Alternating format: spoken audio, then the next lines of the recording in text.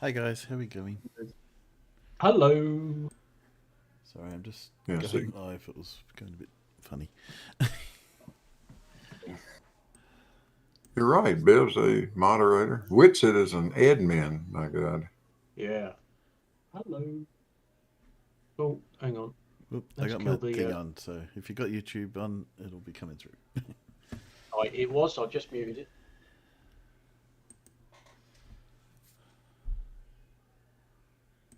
Hmm. So, which is this Discord server you're talking about? Tartaria. Oh, Tartaria. How does Bev get to be a moderator on Tartaria? Because he's a dickhead. Hmm. Well, yeah, but I didn't think Bev, those ought, guys got on.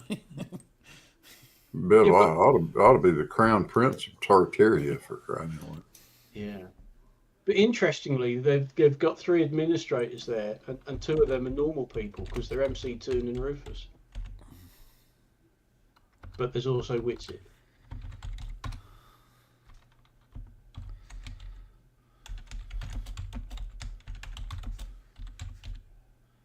Probably hear me typing. Should do that. Oh, I can't go look at the moment because then you guys would disappear. Oh no. Yeah. Oh, that's right.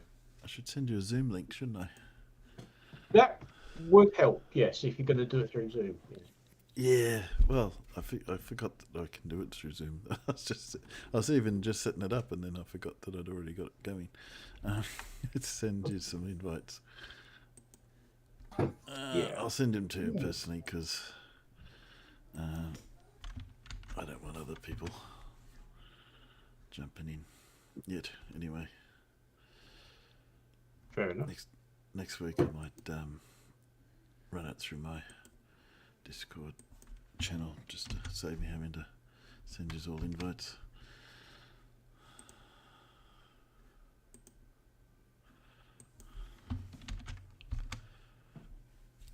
I'll keep an eye out. I'll send Alan. I don't know what Alan's up to, but I'll send him one anyway. And Matt.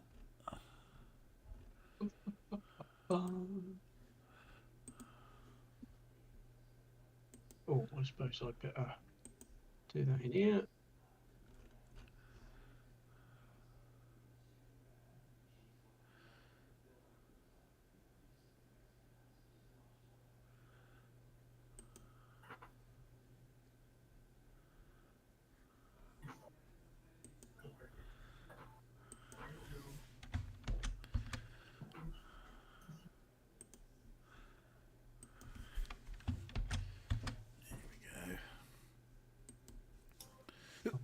To big farmers.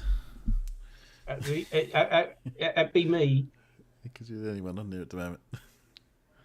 I see that, yes. I'm staring into the black void. Well, let's change it to. Oh, it's on speaker. That's why. Let's put on that. There we go. Well, I really need to clean my keyboard. Look at this state.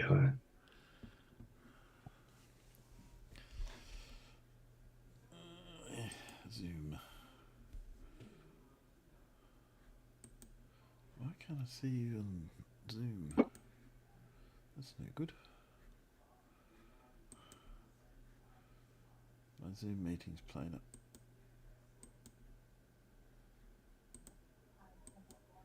There we go. Let's try that. Aha!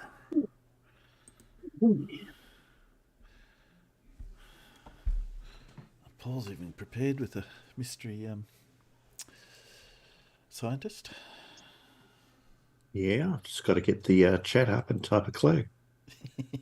I was just looking at it. I was thinking, good. There's more than 4 letters in that first name starting with C. I don't know. Just had that sort of CUN and then a T coming out. Just, I don't know why that came. It was just sort of, okay. No, it's count. It's Count. Oh, all right. Count Thorben. No, that doesn't fit.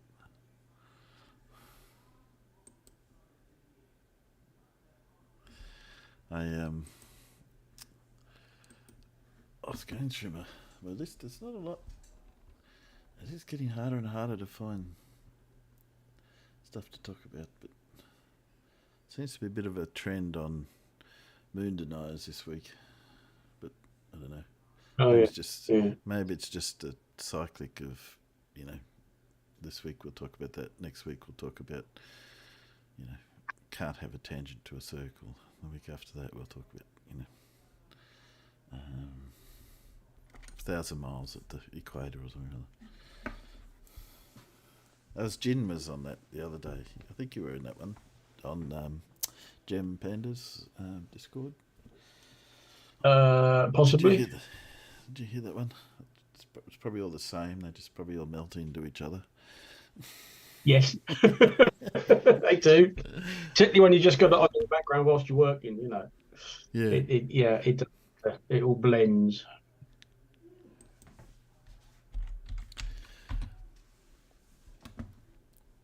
He had him and Mabbott wasn't on. Who's that other? Is it Peter? Peter. They were calling him Peter. That's not who his name is though. Yeah, No, Je that suis is- Dodo. Right. That's Pete Shea. That's Mr. Dodo, Mr. Aristarchus. Okay. Because he actually Yeah, sounded more he's been around intelligent than forever. Jin.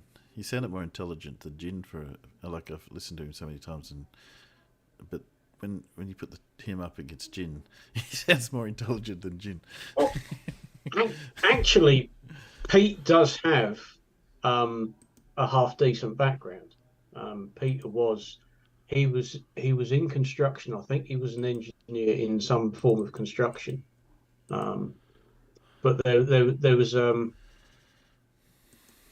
he was hurt in an accident on a building site. There's a site somewhere in Ireland that they were putting up 2 huge blocks of flats, and they called them their own sort of the Twin Towers, Ireland's Twin Towers. Okay. Nothing like the two towers that went down. But I think that's the accident that he lost a leg, because he's only got one leg, Okay. and I think that was the trigger that started him down his own individual little spiral of madness and delusion. Okay.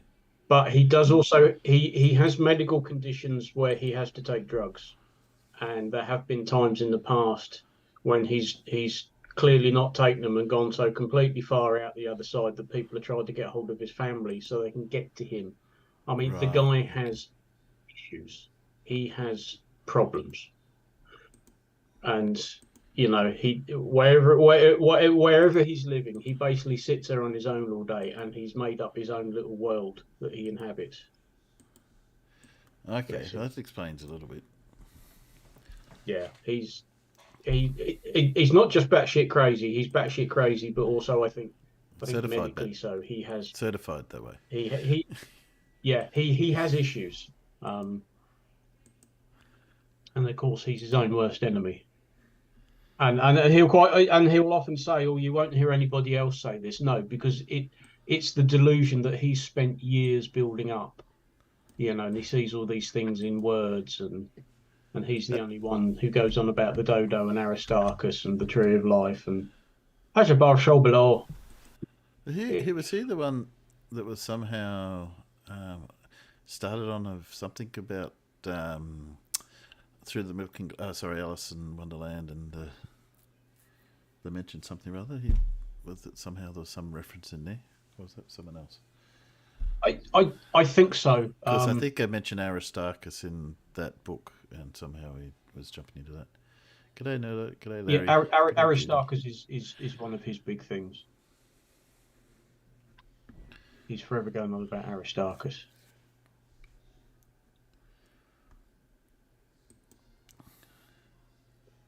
Oh yeah, and yeah. Thank you, Dora. I've forgotten that. Yes, he has been known to drink his own piss as well, dear. because he's one of those who thinks it's got, you know, healing properties and. Yeah, that's why we get rid of it from our bodies. There's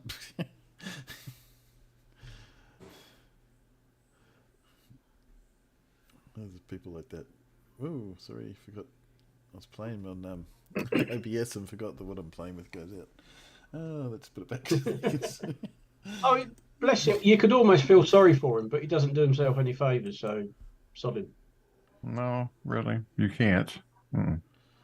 No, not when you put up with this crap as long as we have. It's just like, oh God, here we go again. You know. I tried feeling sorry for Pete. He just got worse. Yeah. Oh, okay. Yes, he does have that sort of droll, which made me think he's just living in one thing. Yes, Dora. If a Fliff asks you for a drink, if you want a drink, run. If they're called Pete or Dave. There we go. Yeah. Ah, dear. Well, how are we going? I didn't talk to you. How are you, Blue? Well, I'm okay. Anything exciting to happen in your world this week or the last few days? I keep remembering it's not a week between we meet up. No, just the usual foolishness. That's good. I was going to ask Paul a question. As a former teacher, what's the hardest thing to get across to people when you're teaching physics? What was that? Say that without mumbling. Oh, that might be difficult. You always. I'll have to. Don't worry, I'm just a bit deaf at the moment. Yeah, right, I'll find somebody else to say it so you can hear it. Oh, we've got a travelling Alan. Good. How you going, Matt? Good morning, gentlemen. I'm all right. You live streaming on the. Just trying to. I know you're just outside. I thought for a sec you were on your scooter. I am on this. Well, I'm on my. No, I meant travelling on your scooter. It was a bit blurry. Well, hang on. Let's put it the right way. What's it? Oh, you've got camera blur on, so when you go off your face, it goes blurry. So you got background blur on. Oh yeah. I think. Because when you put it back on your face, we can see it quite clearly. So I think that's why you're. If you put your hand out, I bet your hand is nice and. Yeah, see here, it's all nice. Oh and yeah. clear. Yeah. Yeah, it's blurring the background, isn't it? Yeah. I'll get back to that question in a sec, Paul. Yep. No, there we go.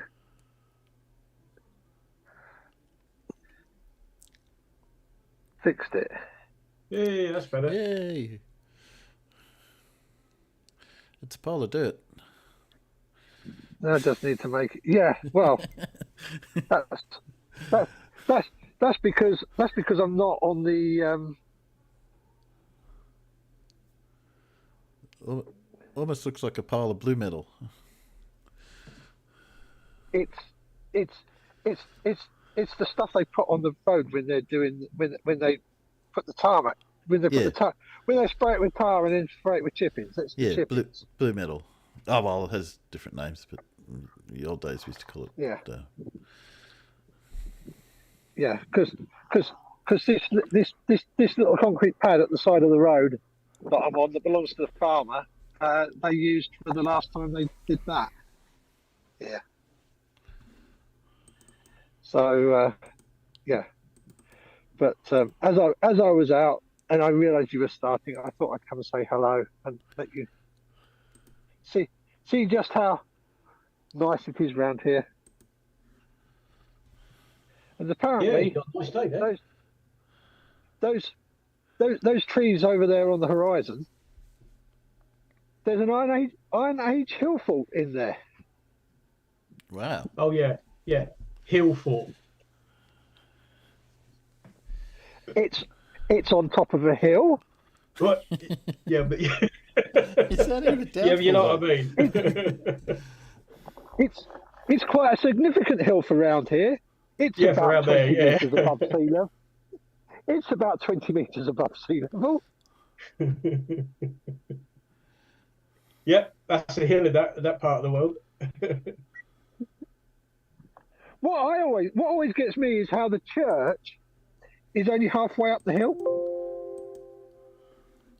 Yeah. I'm on top of the hill here, and the church is from here, kind of at the bottom. But yet, if I go down to the river and the bridge at Potter Heigham, the church is on the horizon line.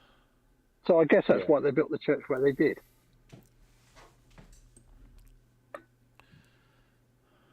But yeah. Anyway, don't let me distract too much from what you're doing. You're right. I thought I might just sit up here for a little while and join in. Why not? Yeah, it's nice weather. If I went outside, all you'd see is what's the background of. You can see my background on my Timbo turtle. That's what you'd see if I went outside. Yeah, dark. Black. Yeah, well, it's only just got midday here, you know, and the sun's out, and very nice out there. I was out at 5:30 because it was raining here, and it was already we're putting it was almost dark then at 5:30 in the afternoon today.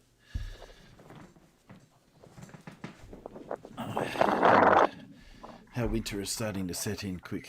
Anzac Day has happened. That's in Australia. Once Anzac Day happens, winter turns up. That's how it works. You don't put your heating on until Anzac Day. Then after that, that's it. So, well, at least in Canberra, I don't know about the rest of Australia. Alan's fallen over. Whoop, I hope not. Nope. Righted himself. Good. I think probably what happened there was I tried to see what was in the internal chat, and it didn't rotate that like it does everything else, so it probably rotated my camera as well without consent. Yes. There I was, as I said,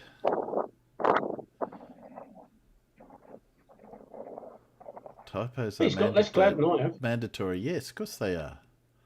If I can't, I don't actually set out to type wrong, Dora. It just happens that way.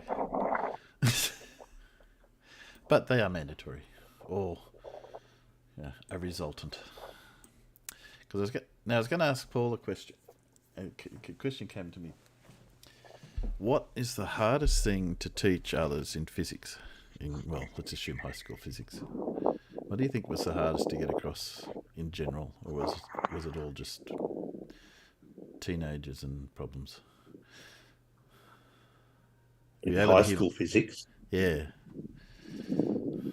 Oh.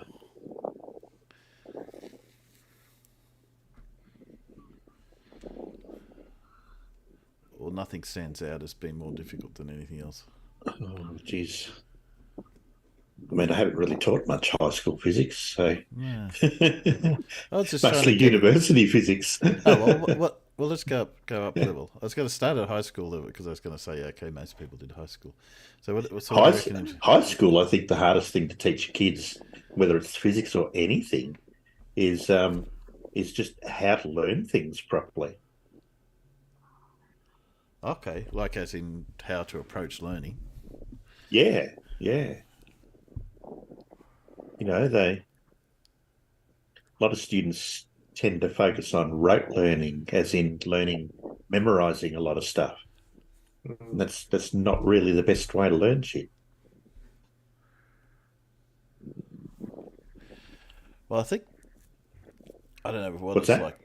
I don't know what it's like now, but I know there was a bit of that when I started, and I was trying to get away from that when I was going through school of just, write this down, memorize it.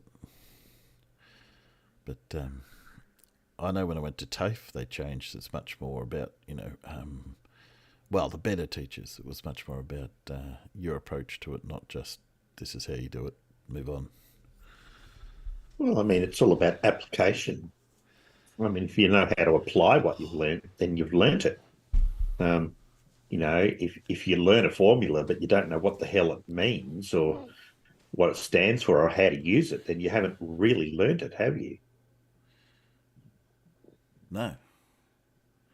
Yeah. So, you can have a student that regurgitates everything you tell them, But does that mean they've actually learnt anything apart from being a parrot? Not really. When you can use that knowledge to solve problems or teach other people about the subject, then you've got some kind of working knowledge of it.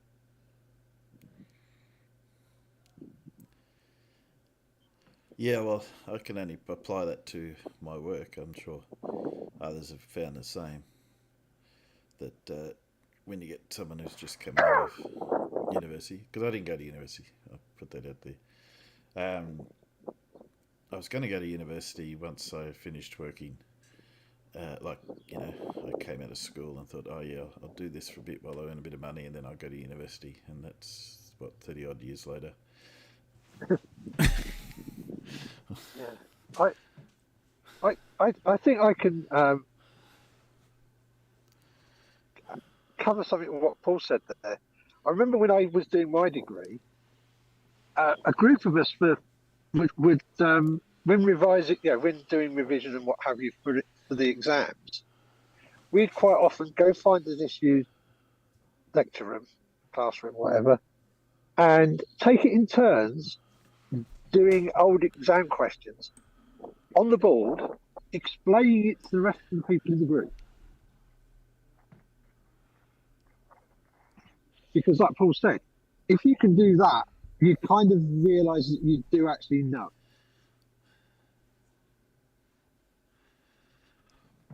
That was my approach to exams myself. If I couldn't, if I had to study, just before an exam, then I hadn't really paid much attention to what was going on. I always figure if you get to the night before and you have to, there's some things you have to sort of just revise, but no. If I hadn't taken it in, then I wasn't going to do well in exams anyway. So I tended to make sure I understood it long before then. This wasn't exactly the night before, but in that period at university you get where you're no longer learning new stuff and doing that consolidation bit at the end. That was one of our techniques. Yeah, but that you're basically doing what I was saying, is that you're making sure you know the subject.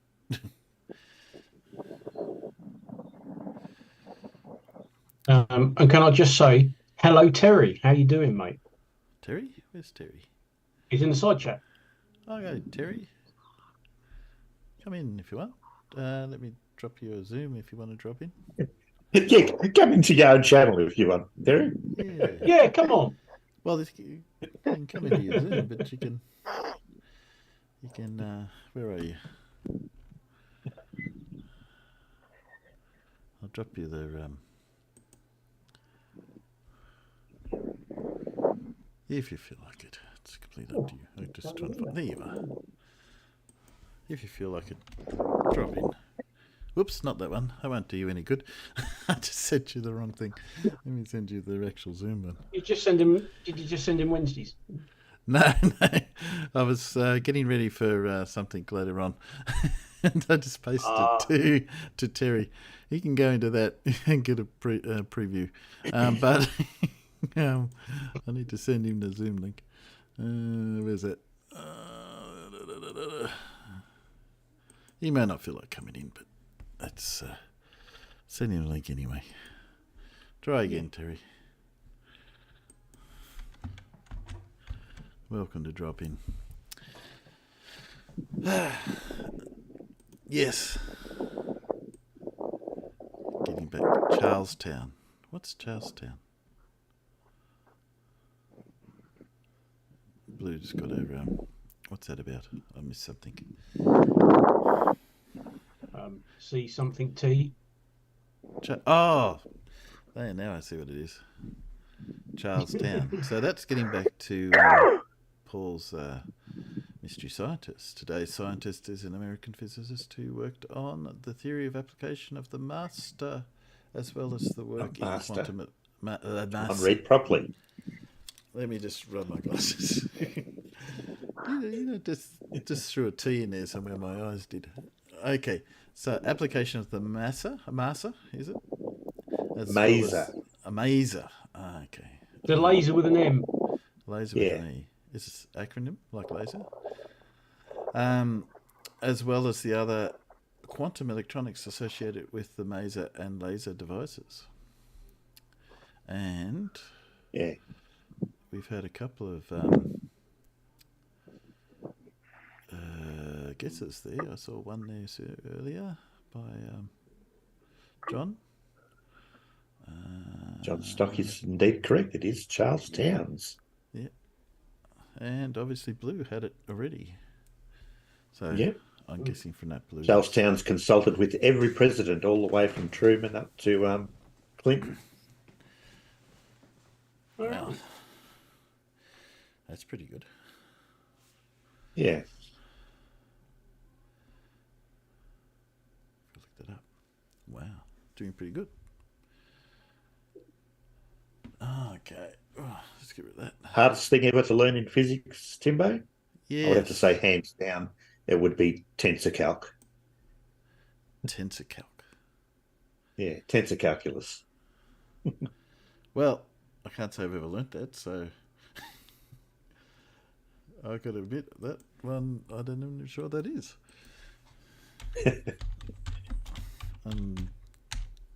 Hopefully Google is my friend. Terry is now, as they say, post-op. Oh, post-op. Had operation last week, still recovering. Well, I hope it all went very well, Terry, and I hope your recovery is easy, straightforward, and everything's Working well. tickety-boo.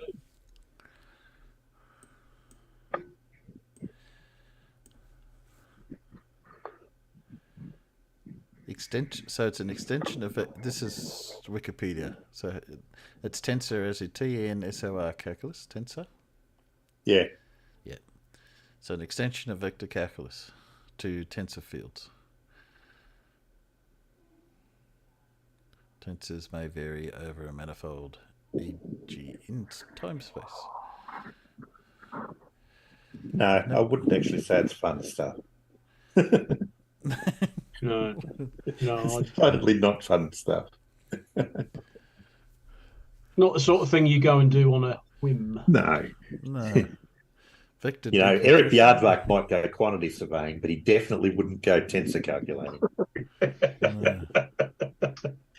Oh, God. I haven't heard that one in a while.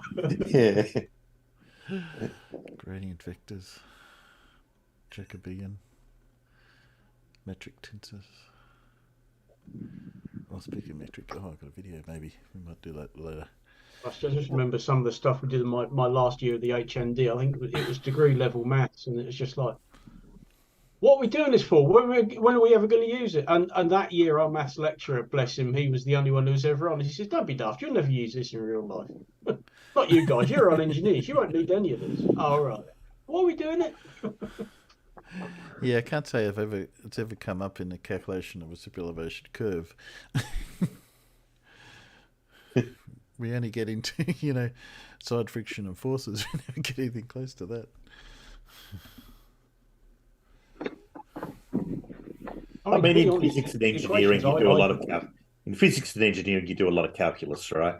Yeah. And then you do a lot of differential equations, and then you vary it up a bit and you make it a bit more complicated with partial differential equations. But then you study relativity, and you talk about hyperbolic elliptical partial differential equations. Yeah.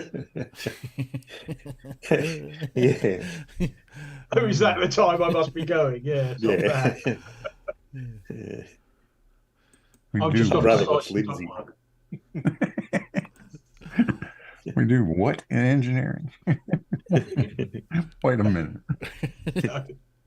Differential equations, you remember those, Blue? We add, subtract, multiply, divide, and take an occasional square root. Yep. That's really what we do. Yep, that's about it. Mostly, yes. Or look up a table No somewhere. point making it more complicated than it needs to be. Bloody hell. Look up a standard that gives you a table that tells you what it does. Well, that's a lot of my stuff. Well, is standards. Back when I started, if you were sizing ductwork, you had various charts that were in the SIBS guide. Then you had what was called the ductulator, which is just like a big 2 bits of cardboard pinned together, and you moved it round. And now there's an app on my phone that does that. You know, you do it in as easiest a way as you can. And of course, these days there's an app for just about everything. You don't have to sit there and work it out. You just go, hang on, I know X, I know Y. Oh, that's it. Thank you very much. You know.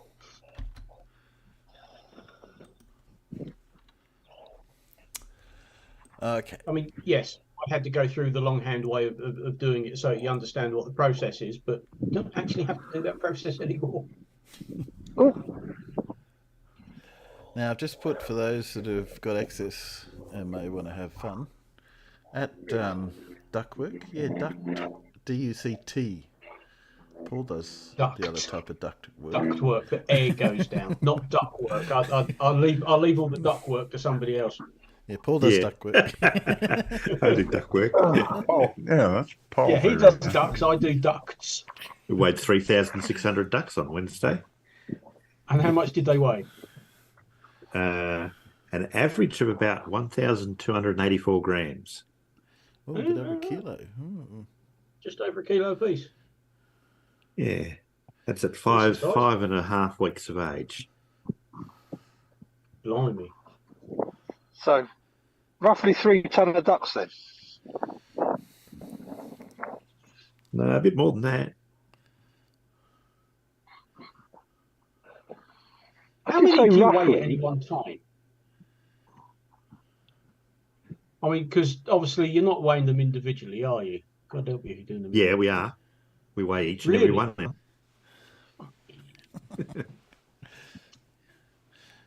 Someone picks it up, puts it on the scale, reads out the weight. We do. Someone We literally do that. Yep. Writes it down. Right. Are you writing it down, or do you got to record? We don't write it down. The scales record it. Recorder. Good. Yeah.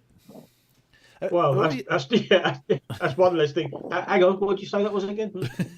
I've had to do that. I had to work in a stockyard for a little while when I was at council, when I'd first started, one of my first jobs. And they were desperate for someone, so they dragged me out of the drafting office and I had to go up.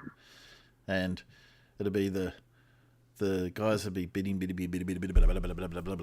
then they'd come up with whatever the number, and then they'd shout that number out, and my job was to write that number down against the lot, so that there was a record of what was said, and then they'd stick that up on those cattle on the white scales, and you'd have to multiply that by the number to work out how much the cattle was worth. But yeah, that would have been nice nowadays. They just stick it in and it automatically comes out. And I think there's 4. I think they had 4 of us because you couldn't trust just one person doing that calculation because there's a bit of money involved. Yeah, some of those cattle even then were worth a few grand each. You get it, and they get a bit fussy over whether it was $1,253 or $1,293.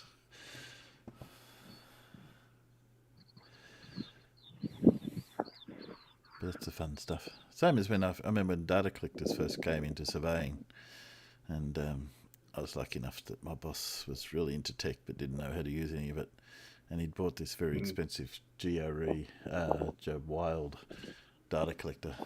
We didn't have total stations then, we just had the data collector, and he threw it on the desk and said, okay, work out how to use this. And nothing existed. You couldn't get software, there was no... So it's learned a lot about communications and stuff by that.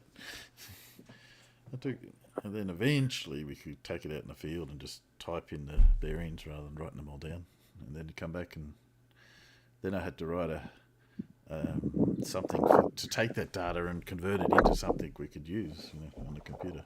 Because it took a little while before everything was standardised. Fun stuff. Oh, not as good as a director I once had who much admired my twin screen setup at work, and he wanted one too. So he got his IT expert to get 2 screens and plug it into his computer, and he'd done all that. And he called me and said, "There's something wrong." I said, "Let's have a look then." And basically, both screens were showing exactly the same thing. So when he moved his mouse, it moved. It did exactly the same on 2 screens. And I just looked at the back of his PC and I said, Yeah, what you actually needed was a different graphics card. What your IT expert has done has taken your screen feed and put a splitter in it, and he'd got two identical screens. Identical screens. Yeah. He couldn't have something open on one and something different open on the other because he'd got the same feed was split to two screens. I said, "But that is your IT expert." Yeah, I said, "You might want to find somebody else." Yes, I think so. He hadn't got a clue. I've just got two of the same thing. I said, "Well, you would have. You need a graphics card with two separate connections in the back for two separate screens." I mean, yeah, most of them have got like 4 these days. I think mine has, but he hadn't. He'd got one, and you could see the adapter. It just split it one into signal two. to 2 screens. Not exactly tech savvy, that guy. Nor was his IT person either. Just a bit scary. To give you an idea, the boss was the same boss that wasn't very taken through the data collector. Was complaining to me once that this disk that he'd been using for I don't know some time wasn't working. He says, "There's something wrong with the computer. I use this disk every day, no problem." He says, "Oh, you've got it in the right way, haven't you?" "Oh, don't be silly. How could I do something so silly as put the disk in upside down?" I said, and he pushed the button, and of course the disk came out upside down.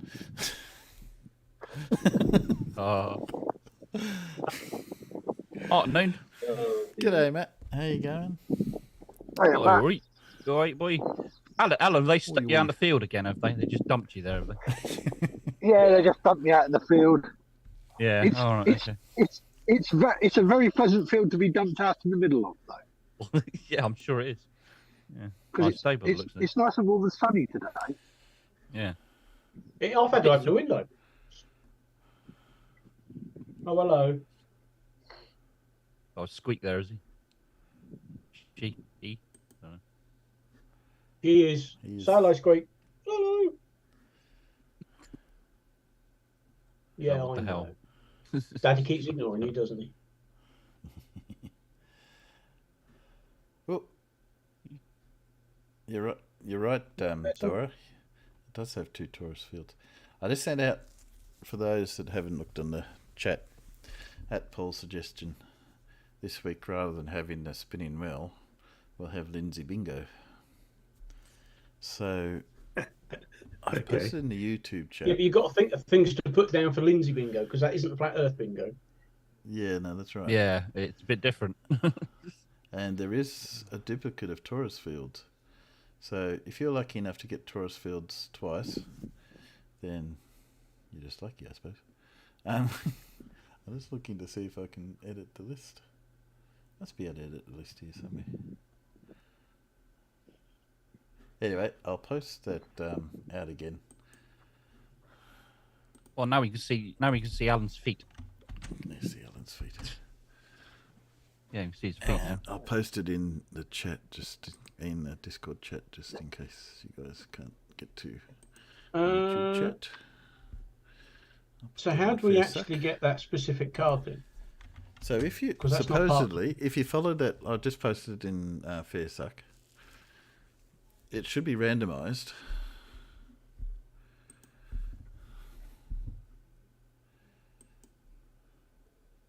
I haven't, and again, I haven't actually. It's the first time I used it, so I don't know how well it worked. So if I share, well, when I click on that, it takes me to the site, but it takes me to a blank card. Okay.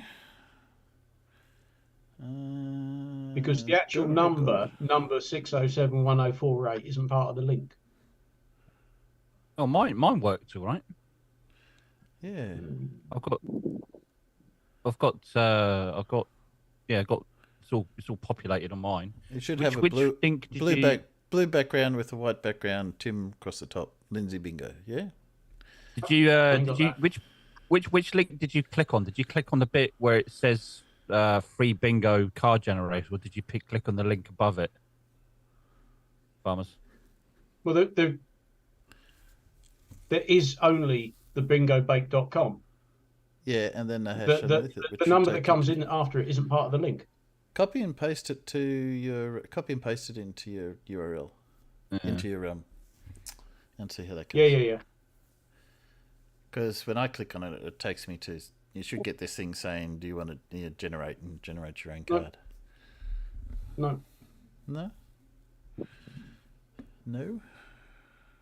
no, it's not seeing that number as part of the URL. As Dawn's pointed out, it's just not. It's not having it. You don't have something funny in your. Yeah, let me switch this over. Let me share my. Let me try it again with the VPN turned off. Could be not allowing it. Do I need to? Do we need to get 3 in a row? Do I? In this? No, I think we'll go. Everyone, you got to get 9, or whoever gets the most, because every card should be different. All right, who gets the most? Right, So, I see. The link you've got in Discord isn't working in the YouTube side chat. okay, it was the same one. Same one, yeah. Because I've just gone to Discord and thought, oh, he's got the link there. Clicked on it, and that worked. Oh, right, okay, that's weird. It's just because it's going through the link in YouTube. YouTube doesn't. It just takes you to that website. It doesn't take you to this specific card. Oh, that's weird, isn't it? Yeah. Yeah. So this is. Let me share this out. You won't see it in. Out in this. What's he? Let's change. Chrome. Indie bingo card. Okay, so they can see that there.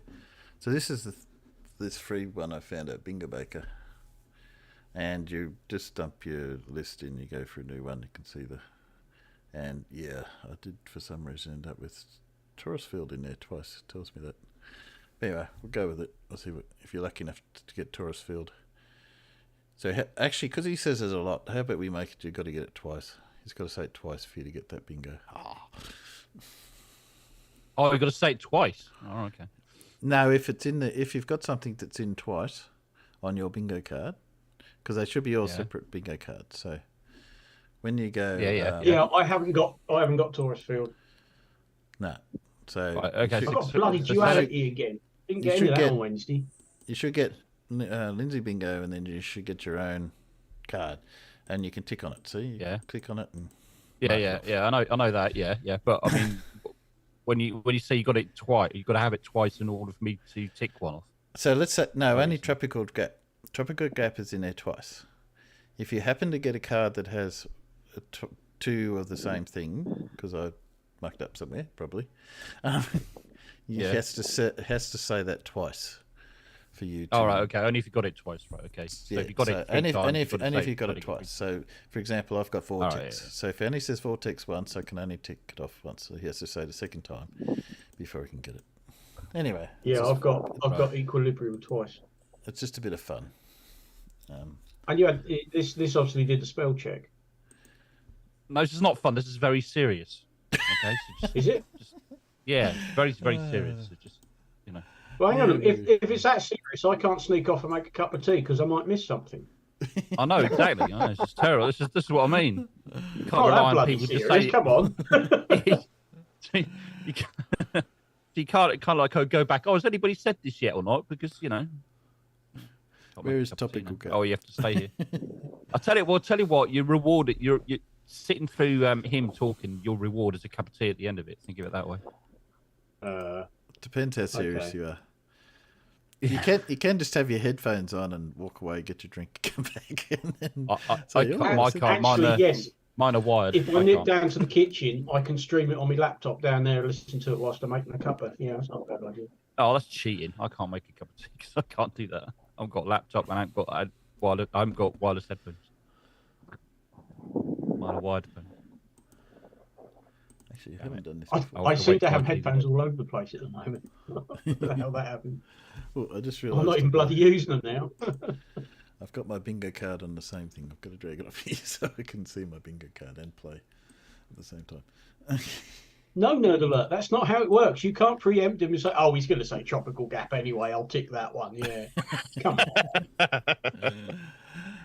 He's going to say, I know he's going to say Arc of the Horizon. I might as well just cross that one off now. Yeah. No, we're all ready. You're probably not able to play, Alan. Are you? I don't think you could have access on your phone. Everybody keep a very Well, close eye on Nerd Alert because he's going to cheat. I can just tell. Yeah. No, that's going to cheat. Yes, quite possible. Yeah, he is. He What is. I'm just seeing if I can watching you, Nerd Alert. do another one for Alan and do Alan's for him. Yeah. So I'll do Alan's as well as mine. Okay. thank you. There you go. So just so you know, Alan, you've got Milky Way, Ancient Secrets, Magnetic Field, Taurus Field, Tropical Gap, Black Hole, Waters Beneath, Arc of Horizon, Cold Fusion. So I think everybody's probably got Tropical Gap. you got a few of them. I've obviously got a decent selection there. Then that's not bad. It's not bad. No. Okay. I think is everyone out there ready to go? If not, bad luck. Good enough. Let's play. Yeah, let's go. Welcome everybody, welcome to the Tomb of Illumination, where we talk about the science involved with the flat earth, all the physics, how it actually works, not what they tell you and you just believe, or globe the average indoctrinated person believes. Most flat earthers are quite awake now and are quite aware of how everything works. They should do, if they've been watching my channel. So I'm probably the only guy who describes like how everything works. Okay, they've taken it all from ancient philosophy, myths and legends, all written there. It can't be debunked. It's just has never been understood before. Your average scientist out there, or physicist, That's one of the things. PhD, whatever. No, nothing. It's just their interpretations. It's all misinterpreted.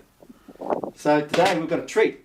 A couple of my subscribers have gone to the trouble to make the model that I've been showing, so they fully understand it. A couple of Kiwi brothers down here in Levin. Brothers. It's their names there. Tiu Kura Gray. If I pronounced that right, I hope I have. And Aria Gray. A couple of brothers. New Zealand.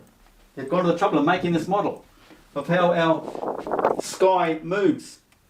The northern hemisphere projects an image to the southern hemisphere. Centralized fixed northern hemisphere on our flat earth. There's the moving southern field. It's forever revolving around the central northern field. It's all mirrored from there all the way out. This is why we get this image out here. One out there or one out there. Depends on where you're standing, where you are on the earth. If you're in the southern hemisphere, you get a bigger picture of the southern hemisphere. If you're in the north, you get more of the north. So this is forever moving. But every man is on a meridian from centre north to the centre south. He always gets his rotation, his image, a circular rotation in star trail photography. But if he's not using any photography, he would just see these stars drifting west.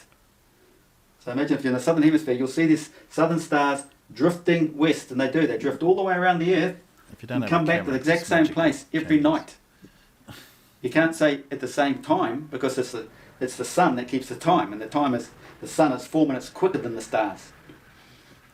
But if you got rid of the sun, these stars turn up exact same place every night, forever and ever, for infinity.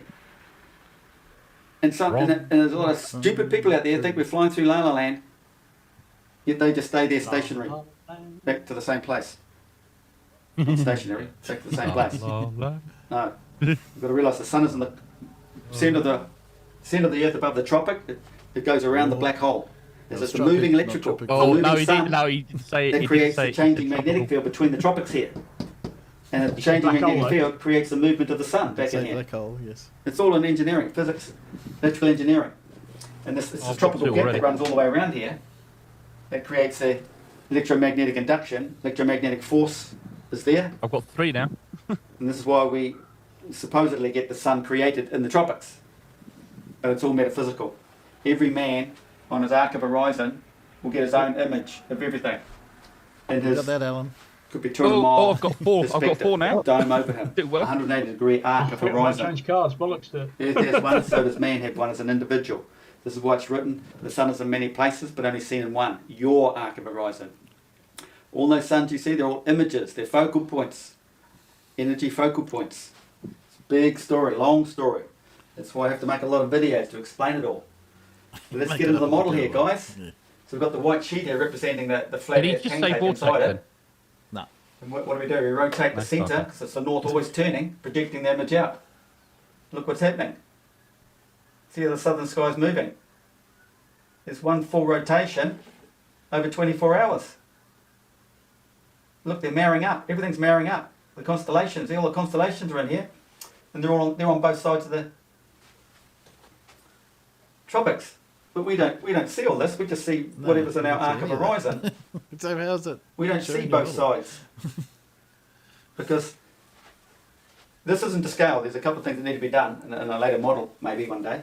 Is that the southern field's a lot bigger. It's a 2 to 3 ratio, so they're a lot bigger. So you can imagine these bigger. They're all overlapping. Well, that wouldn't work then. It's like a daisy flower, okay?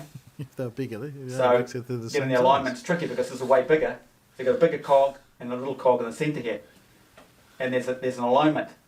This is why your scientists and all that, where your spinning ballers don't want to Don't say metaphysics. admit there's an alignment. Well, they don't see it because of the bigger picture out south as opposed to the slither in the north. So you get a little slither of this northern image out in this widely projected image, trying to find the alignment. They don't know when to look, where to look. Anyway, so It's because it's not these there. But boys anyway. have put the night time here in the day side. So there's the sun saying the centre of the black hole in the centre of the Arctic centre, projecting its light across this way, daylight side, projects across the black hole. That's your daylight side. Behind it is the night time. So I've gone and stuck all these on to represent the Milky Way. Milky Way. So you turn it, and look what happens. See, it's alignment. Comes around to his alignment. Comes around to his alignment. That's called man's hour. This is the divine story in all religion. That's the crossing. Mandela. Well, that's one story of the crossing. There's the dying on the cross. It's a something dilemma. But this is the crossing here. Oh, someone might This is have the that. divine hour. There's the passage. It's where Jesus crosses the Jordan River or whatever, crosses the Nile. Did you say the divine It's the Alan? two Yeah. Milky Alan Ways. divine now, is There's a he? Milky Way in each hemisphere. Everything's mirrored. It's a dual entity. It's a dual world we live in. So you've got We the have to back of the worship sun in Alan. here in the Milky Way. You've got the back of the sun in that Milky Way. So it's this alignment is man's hour. Oh, You want to understand more of man's hour? You listen or read The Desire of Ages. Everything is in there. So the early parts up till about 13 is all about Jesus, which is the awoken person that has gone through his hour, which is the Passover, his enlightenment. The whole story is about this enlightened person. It could be anyone. Passover's not But about Jesus is the most that. divine Anyway, story because he's the ultimate. He's at the end times. He's to do with John, and John is the last, the prophets or whatever, at the end of the Bible, before Revelations. That's probably his Right next to brother. Revelations. And what's Revelations? Well, John and Revelations happened at the same time, basically. all right, John. And it did happen back in 2017. A lot of people in the Northern Hemisphere heard the roaring, the trumpets, blasting through the atmosphere. They had no idea what it was. All described in Revelations. Check out my earlier video about some other things referring to Revelations. So here we have it, guys. Turn the wheel in the middle and all the outer southern wheels revolve all the way around. They don't stay there. These stars revolve around, do a cardioid shape. On the opposite side, they'll loop and come back around to your side. So if he's here, it'll go around loop here. If someone's there, it'll go around loop opposite him and then come back. Because it's the Well, S say it, curve in the celestial centre of the gap. north. You want to Well, check say out my it. earlier videos Say it. to understand all the S curve and the central He's going to say Arctic celestial gap in a second. vortex. Go on. Vortex. Yes, all the vortex. daytimes There you are go. marrying up, see? Vortex. It Yay. comes around daytime. Milky Way's I've got back 5 here now. lining up. You got your daytime over here, you've got the Milky Ways lining up over there. Man's Passover is alignment. So, and the Iliad. Iliad's all about the tropical gap between the two fields. No, it's not. That's the, we've gone over that before, the EMF and all that, I think I have. Come on, you can do it. So Keep look, going. look at it, gone to the trouble of making this model, done a beautiful job. Little ice block sticks for cogs. And he's created spaces in here with matchsticks. You've got 4, by the way, Alan. Just so you know. So on man's arc of horizon, what's actually happening, you'll see the stars come over his arc of horizon and they go west, but they're actually going Arc southwesterly. of horizon. Is that They on loop it? back around as a Yeah, that's cardioid on and come there. back out Yeah, around this I had way. that. That's Yeah, what happens yeah, in the yeah. southern hemisphere. That's in man's arc of horizon. We all have our own individual arcs of horizon, but on a whole earthly scale, those stars are actually drifting all the way around here to do a cardioid. Okay, Say it. that's one I'll Celestial have to gap. put in. God. To explain that. So you've got an overall image, and then you have your individual image. like a magnet. You can break it down. That's how it goes. We're all We've got a individual. silly ball model here. Ball not. nonsense. I'm not. They don't tell you there's two sun I was analytics, do waiting they? to say that. No, they just tell you there's one in here It's the- that goes like yes, this. we're all Yeah. I'm not. They tell you that's 9 degrees. There's the equator. 9 degrees. that's not 90 What's Tesla degrees. say about 3, 6, 9? Well, there's the 9 there, 9 degrees. And what happens? It happened on the 6th of September. Oh, it does. Check out my earlier video just before this one. Post 2 today online. I read a letter from these guys. This is worthy of a Nobel Prize, all this information. If I was in their club, Freemason Club, I would get a Nobel Prize if I wrote into the science journals. But Oh, stop it. they wouldn't post this because they want you all to believe you live on a spinning ball flying through La La Land. So I'll never get They one. would It's like a post Nobel it. Maybe Prize one day when I'm or a dead and Nobel gone. Prize. My extended family might receive an award or something. But this is from Tiakura Gray. Hey Lindsay, my name is Tiakura Gray. I'm 37. My brother and I have watched a lot, if not all, of your videos. Some we have watched twice over in case we missed something the first time. Anyways, your videos had inspired me to make the Well, I'll add Zodiac that to model. the Bingo. I do realise it should be a spiral centred on Earth going outwardly and up to the equator, and that the southern wheels should be proportionally larger than the northern wheels by a 2:3 ratio. The constellations, I use 3D paint on my laptop to rotate the constellations for the south wheel to match the northern wheel. I then printed and glued it to cardboard. For the north wheel, I used popsicle sticks for the teeth, and for the south wheel I used cut matches to make gap openings for the northern wheel teeth to catch and turn the southern Oh, wheels.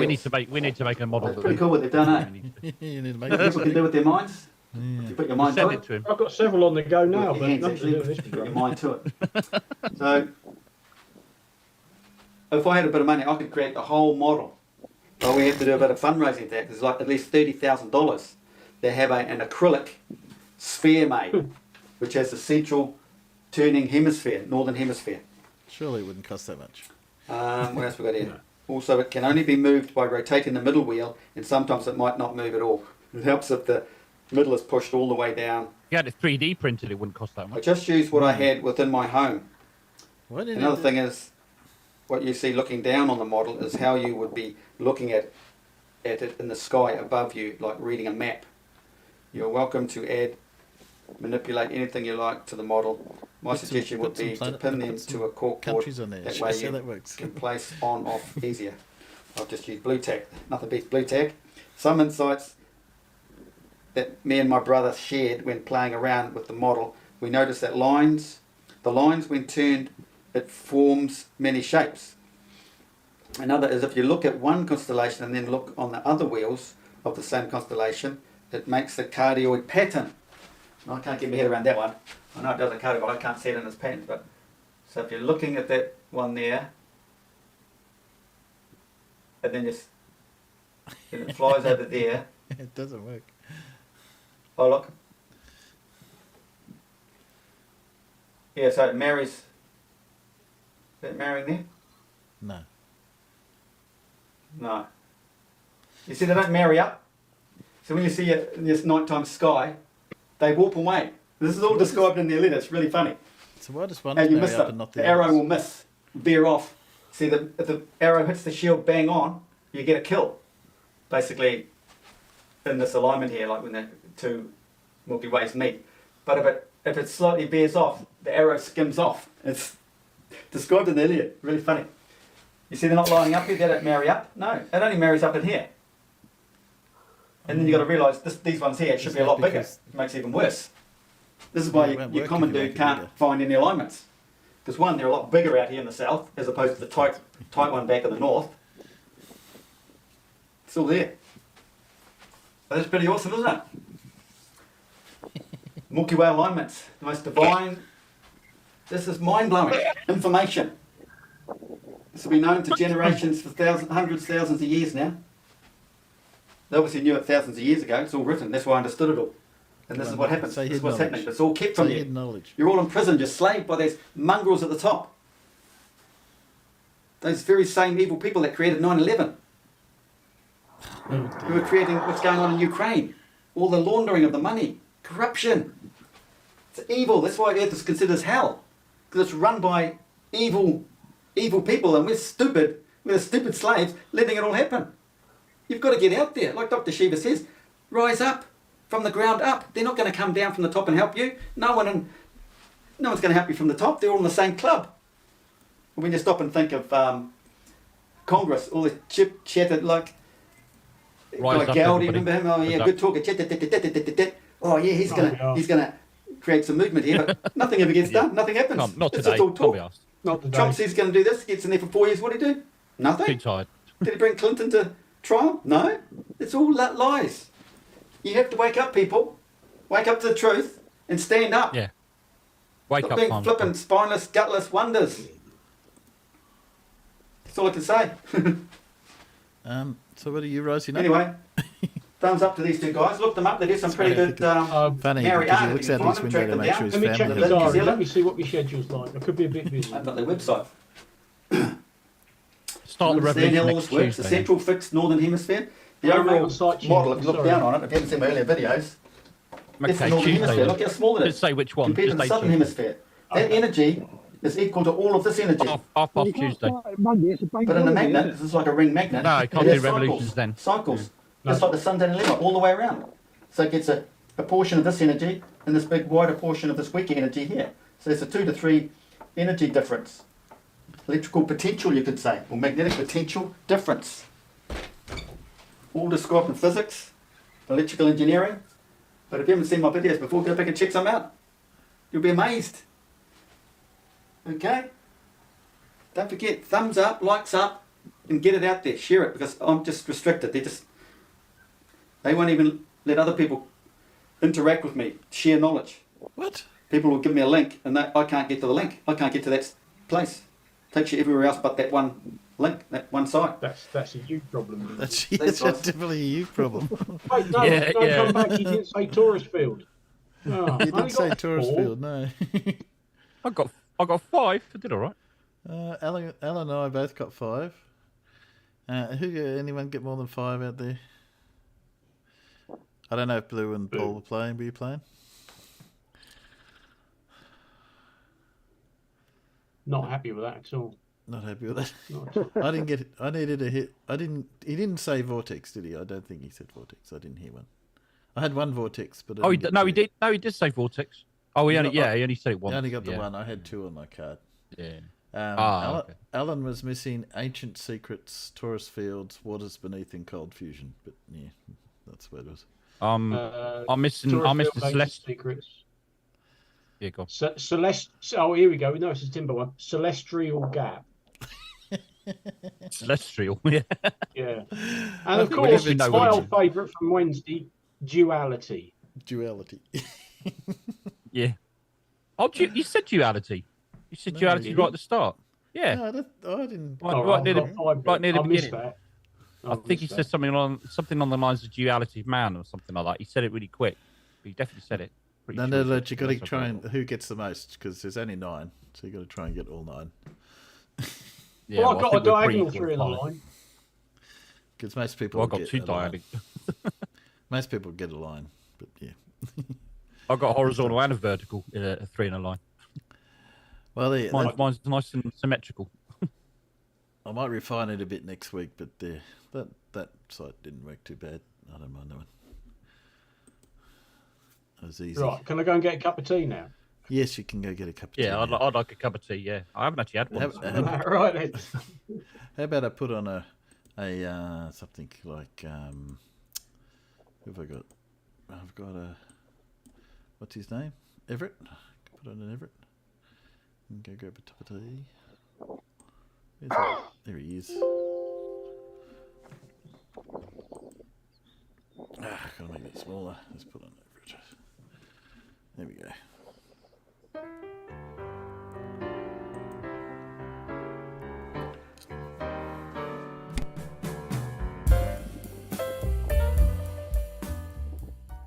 We reside on a stationary, flat surface encapsulated in a dome. Are you retarded? It's not a rhetorical question. Are you retarded? And And no, that dome isn't just floating out in space. Space is a part of the dome. Well, that's very nice bullshit, Rick. Thank you, sir. We'll go with that. Those that believe in the flat earth theory don't believe that we are the result of random coincidence. Oh, the humanity! Now, aside from that perspective being held by nearly every culture in documented history, the Bible suggests it in several verses as well. Hang it all. What's the point? It's a disaster.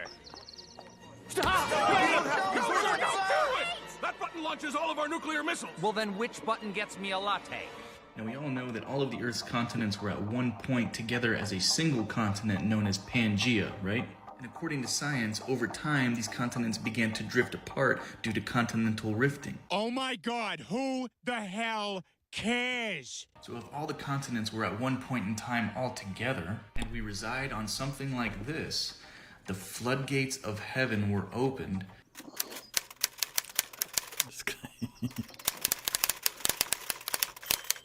Yes. And water came crashing down with such force that it caused all of these continents to just break apart, resulting in what we see them as today. This is glue. Strong stuff. So there's this thing called microwave link networks. You can basically transmit information between 2 points via a beam of radio waves, as long as there is a clear path between the 2 points. Yeah. Except, according to the science, that transmission between those 2 points would not have been possible because there is a curvature of the Earth. I can only suspect that you have some, shall I say, issues to work out. This is an official declassified document from NASA called the Calculation of Wind Compensation for Launching of Unguided Rockets. Whoa! I'm not reading that crap. Summarize it in one word. And wouldn't you know, the trajectory simulation stipulates that the missile position in space is computed relative to a flat, non-rotating Earth. I feel like I'm dying inside. And I can just see the comments. On the Oh, that's just to simplify the maths. No! What gave you that idea? Guys, I'm sorry that people who graduated from MIT, literal rocket scientists, can't factor in the Coriolis effect. This could be a lot more complex. I mean, it's not just, it might not be just such a simple, you know? What in God's holy name are you blathering about? The government knows the truth. NASA knows the truth. They're lying to you. This is not true. Well, why would they lie? Like, what reason would they have to, like, lie to us about that? Because they're evil. You are a douchebag. That's right, a douchebag. Because the more likely you are to believe in something like this, the less likely you are to believe in God who created us. It's not worth it. It's just not worth it. Goodbye, everyone. I'll remember you all in therapy.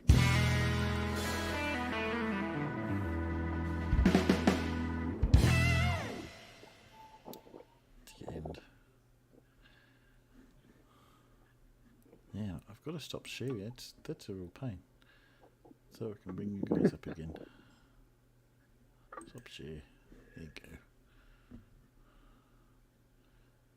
That's a strange thing with Zoom, is I can't put the chat out while that's going on. I'll have to look into that. Alan, you're on the move. Yeah, it was getting a little bit breezy up the top of the hill, Okay. so I moved down a little bit because it feels a little more sheltered down here, and I wanted to check the suitability of the surface that I'm currently parked on for whether I'm going to get the chair stuck or not. Because I figured 1 o'clock in the afternoon is much better time to get the chair stuck than, say, I don't know, 4 o'clock in the morning. Yes, I think so. I was looking for stuff to discuss, and I noticed there's a bit of a thing on, I don't know if it's just me, there was a bit of a trend for cameras and moon stuff today. So I don't know if did you catch the Flatsoid versus whatever his name was over? You wouldn't have because it was over on your favourite. It started at 6 Marcus. o'clock this morning as well, didn't it? Oh no, that was on. Yeah, that was last night, and it was on my favourite person's channel, wasn't it? Yeah, that's right. So where are you, Alan? Where are you, Alan?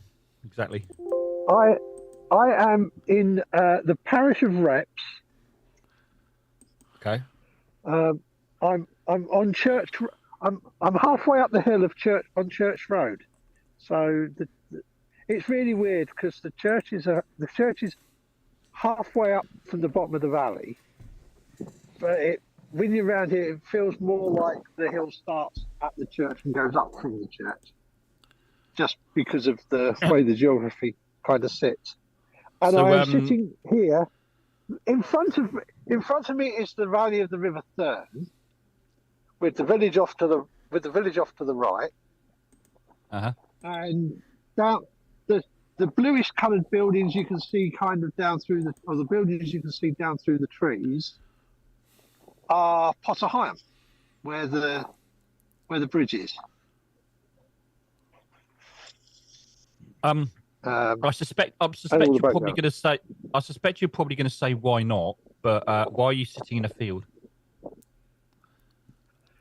Why not? Well, I was out. I was out, and it's a nice day, and yeah, it was. Why not? Yeah. I figured I might as well come and join everybody, but I couldn't be bothered. Well, by the time I'd finished doing what I was doing, it was a bit late for heading home to talk to you. Oh, okay. Oh, and of course, I can sit here and I can look at the buzzard over there that's flying around hunting. Oh. I don't suppose you'll be able to pick him up very easily on the thing. I think that's the buzzard. Man, he's doing a JM Truth. He's outstanding in his field. Oh, exactly. Hey. Without sitting in his field. Because that little copse of trees at the top of the road I believe has got buzzards nesting in it. Nice. Cool. When you say buzzards, are they the comical buzzards that we're used to, or are they something else? I don't know.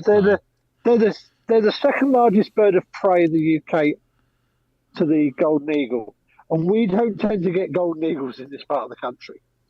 No. They're very rare anywhere in the UK, really. Very rare. Yes, whereas certainly in this part of the country, buzzards are pretty common. Oh, are they? But, not in my but we've also got kestrels around here, and of course we've got the very rare marsh harrier. We get red kites, and some of them are mahoosive. Yeah, I've not seen red kites around here. I mean, we ought to, but we get lots of them around here, and their call is quite distinctive. And if you happen to be outside, and you I mean, they've got quite a wingspan. I don't think I've seen any birds of prey in my part of the world. I'm in the middle of apple country, and I haven't seen any birds of prey.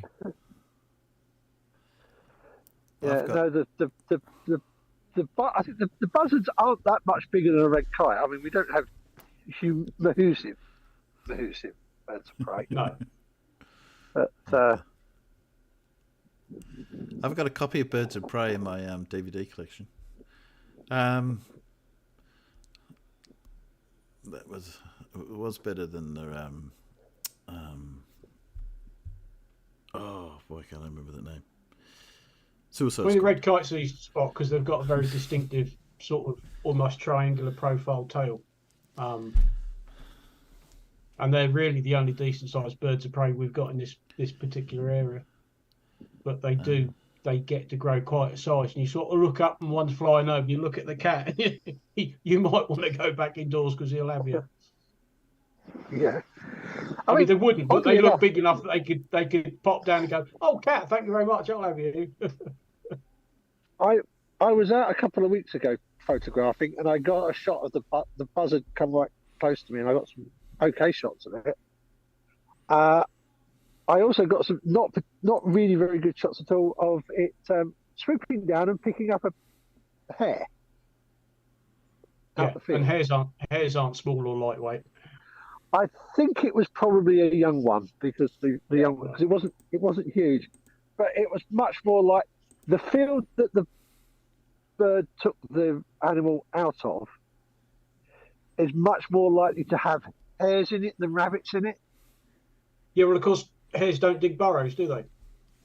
No. They just dig scrapes, so they're exposed. Yeah. Yeah, I mean, this field in front of me, I've got some really good photos of the hares in there last sort of end of August. And actually, I've got a couple of good ones over the winter. One morning of hares in this field, and the other side behind me. Yeah, that was something that his dad made sure we was aware of if we was out doing anything in the fields. Is just keep your eyes open as you're driving along, because the particularly in the spring, if you're doing anything like spraying, you could have a hare out in the scrape in the middle of the field, sort of laying on top of its young, and you had to keep an eye out so you can drive over the bloody thing. Yeah. The funniest one was sitting looking at this field from just about this spot with about 6 inches, 100 mil of stubble on it. Yeah. And seeing a pair of ears that I thought were a hare, which the animal then stood up, and it was a Chinese water deer. Yeah. How it managed to stand up out of, well, I think there's actually a little bit of a dead line, out of a little bit of dead ground as the field slopes down. I think there's a couple of spots that are just a bit lower, and it must have just been in a little dead spot for me. Yeah, yeah. But next thing I know, Chinese water deer stands up and goes running off across the field. That's why I like, and that is why I like sitting out here in the fields, because you can see some interesting stuff. Yeah. Oh God, yeah. That's one of the benefits of living in the countryside. You can go out and see all this. You don't have to rely on TV documentaries and shit. Yeah, that's one of the reasons I like going out in the middle of the night, because that's when you get to see a lot more of it. Oh God, yeah. Oh, and the crows around here are bloody mahoosive as well. Spooky Bed Hair, I think, is congratulating you on the state of your shoes. Oh. Shame clean shoes, mine never. I can say, can tell you used to have to go to parade every morning and have your shoes nice and clean. Yeah. Anyway, I tell you what the problem with the tips of the shoes is. I tend to push on the foot plates, push them with the toes of my shoes to fold them up and fold them down. But anyway, I didn't really want to be spinning all the conversation today. It was just. Well, that's okay. It was nice. I was out. That's fine. Oh yeah, I don't blame you. It's fine. Don't blame me. So, and it's it's been the first nice day this year. Yeah. So I was trying to go through a bit of that Flatsoid versus. Oh, someone posted. What was his name? Flatsoid versus Craven Mordick. Craven Mordick. Yeah. Oh, there was a moon landing. I missed that. Oh, damn. Bugger. Yeah. So didn't know about that. I was going to play a bit of that. Whose channel was that? That was 7:30. That was on FTFE's channel about 7:30 last night, I think. Oh, was it? Oh, I missed it. Yeah. So I've skipped through a little bit here. So you guys should be able to see it sharing there. It's in the middle because even Alan can see it on his phone. Oh, good. I've got a half decent phone screen, and if I shade it a bit, I can see it really well. Okay. Well, I'll play a bit of this. I'm sort of trying to keep it to the sort of camera stuff, but because it was a 2.5 hour thing. But we'll see what we got. Half say yes, half say no. Yeah. So who? Maybe they went to a different space or something. Who knows? Hang on. Argument against the moon landings again. The Van Allen radiation belts would give a major problem to the film used in the Hasselblad cameras. We all know this very simple stuff wouldn't. because it's based with chemicals. And if you have radiation on chemicals, you're going to have huge problems. Let's take, for instance, Say Apollo that. detectors that actually did tests using radiation from the magnetos in a microwave, just for Pete's sake, and they found it to fog the film up and give it a green tint. So we're using the same film, you moron. You're not using the same film. It's not the same type of radiation, is it? No. Exactly. Not the same amount. No. No. And it wasn't in a protective case either. I almost get the Yeah, but feeling. other than that, they were bang on. Yeah. I almost feel like. Yeah. If I remember correctly, I believe a lot of the stuff you get in the Van Allen belts is actually alpha radiation, isn't it? Yeah, alpha, beta, and a tiny bit of gamma, I think. Yeah, and I'm sorry, but the alpha and beta radiation will not. Well, alpha radiation won't penetrate a sheet of paper, and the beta radiation won't penetrate the film magazine of a Hasselblad camera. Sorry. No. And I don't expect the Fleurs to understand that. There's a tiny bit of gamma radiation within the Van Allen radiation belts, but there's none on the moon, or very, very little anyway. I mean, we all get a tiny bit of gamma radiation, don't we? Even on Earth, don't we? Tiny bits. Well, that's where the Hulk gets a lot, but everyone else gets a little. Yeah. I wondered when I saw this about sticking in the microwave if there'd be one of those people that saw the TikTok about charging up your iPhone by sticking it in the microwave.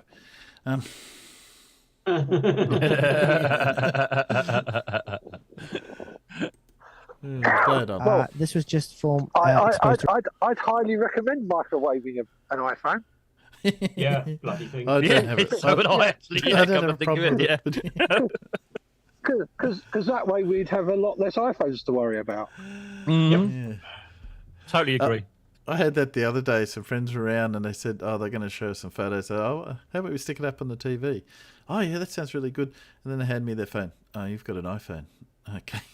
Any other phone, we could just go plonk. It's on the TV. Not with an iPhone. Yeah. Okay.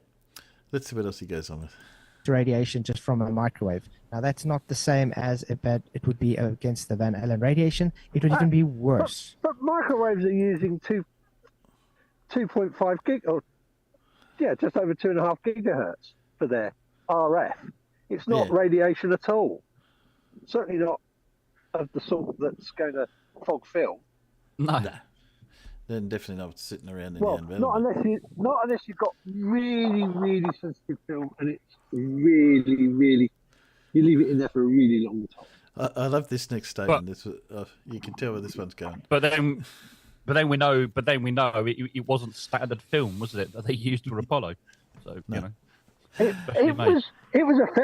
was a fairly standard film. I mean, it was not standard in the fact that it was sort of 70mm film that was used for certain movie, sort of the big, some of the really big cinematic films, blockbusters in the 60s were filmed in like supervision or whatever. That was the type of film. That was the film stock they used for that. It's wider. It's got sprockets on, and you can make it fit in a Hasselblad. Yeah.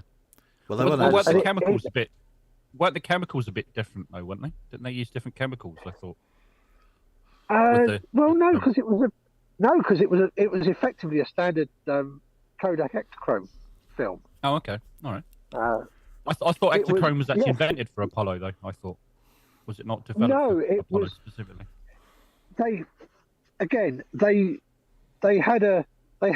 They had an emulsion formulation that was done for them, so that they would be able to, be a lot more certain about what the colours were going to be. Oh right, okay. Mm-hmm. But that's the only reason.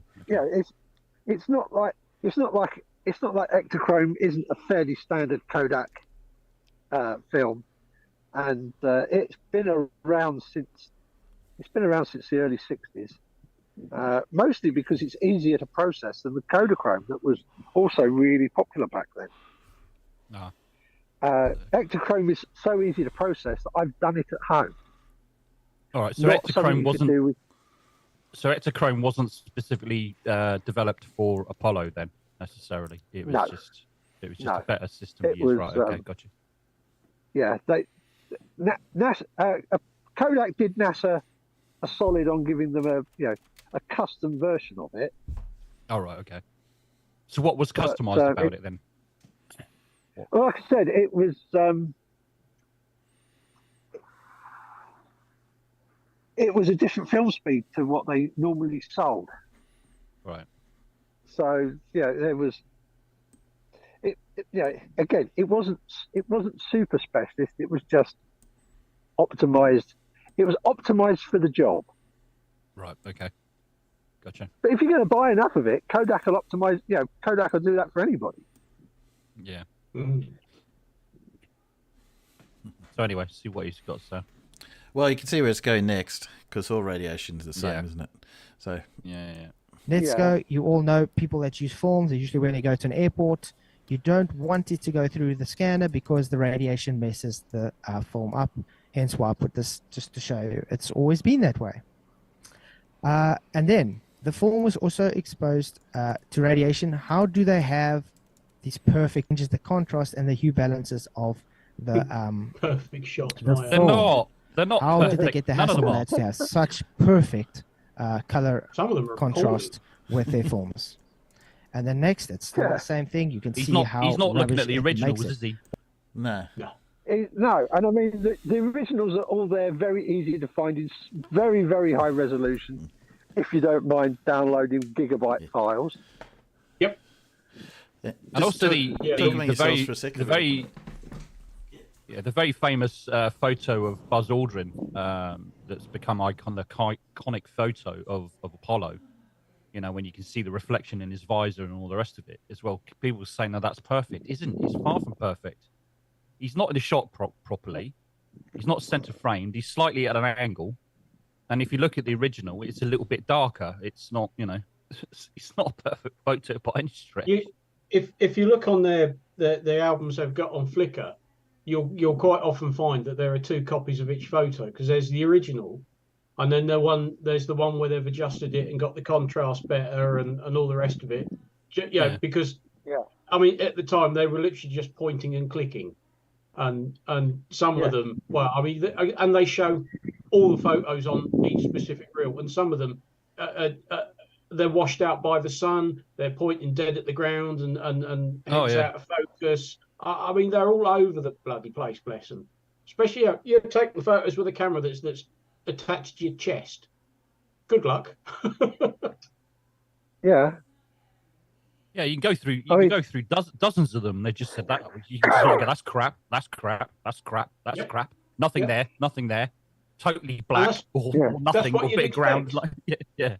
And then there's some absolute corkers. But even then, we're used to looking at ones that have been that the photos have been adjusted to get the contrast and the balance right and all the rest of it. Yeah. And of course, they didn't have a viewfinder, did they? So. No. I mean, they're trained for this. They're trained and trained and trained. But at the end of the day, you're using a camera with no viewfinder, so you're pointing it in the right direction and hoping there's going to be a good shot. Yes. Christ used to do that when we make some motorbike racing. I could get through rolls of film. And ain't until you get it all developed and you go, crap. Oh, there's a good one. That's crap. And the first... I'm back again. I don't know if you covered it while I was gone. They also threw away the first neg after they opened and put the thing in because they knew it was going to be stuffed. Yeah. Yeah. I mean, even with digital now, going to an air show is great because I can take photographs that I would have never dared to try and take on film. Yeah. Because I can afford to take 3,000 photographs in a day and get a couple, and maybe I'm lucky, I get a couple of hundred that actually come out okay. Yeah. Maybe I think get 100 that come out okay. I think we ought to address what it's actually saying on the screen here now. Apollo detectives tested the film in a vacuum and found it changes the contrast and the color balance. That's what he's going on to next. Oh, that's what he's about to go into. We're going to need a new dead horse. This one has been pulverized. Yeah. Yeah, exactly. I'll play because we'll get past it. One without vacuum, one with vacuum. It totally bleeds it out and changes the contrast. Then we get to, why Buzz Aldrin and other astronauts never were able to... You would address that first? Yeah, go back to the other one. Yeah. We'll vacuum. I don't need to go back. It's all right. You know, I don't need you're to right. go back. It's all right. You can talk about it. I'll just play around on the screen while you're talking about it. Yeah. Go. So yeah, Apollo Detectives did. I don't really know the ins and outs of it, how to explain it, but Apollo Detectives did actually test it in a vacuum, and it did change the contrast and the color balance. So did they use the emulsion that Kodak gave NASA though? No, probably not. I don't think they. I don't think they even. I don't think they used electrochrome. Yeah. They probably used 35mm film for a start, rather than even a medium format film. Yeah, I think they're pretty sure they did that as well. Yeah. Not that makes a huge difference, but you know, they won't have used the same type of emulsion. So, yeah, and what? Well, there was, there's a sort of few things when this came out. Yeah, was, you know, what did you? I mean, what do they think they proved? Okay, the color changed. Still Therefore, the picture is fake. What? No, the color's just messed up. That's all. Yeah. Yes. Yes, they're trying to say it somehow because it should have changed. It wasn't it, but you know, from a bit I heard is that they didn't do all the same, exactly the same as what would have happened. So it was a bit of an invalid test. Yeah, I think that's pretty much because I think Dave, what's his name? Dave McCracken, is it McCracken, the photographer? I forget his name. Mm-hmm. Yeah, he went through that. He said exactly what you guys just said. Yeah. I mean, one without vacuum. Let's face it, it wasn't in a vacuum for most of it. It was in about 5 or 6 psi of pure oxygen. Yeah. But they didn't test that, did they? No. No. Well, I mean, I think they probably might have been referring to the cameras that they use for the EVA, probably. Yeah, but how long was an EVA? Not that long.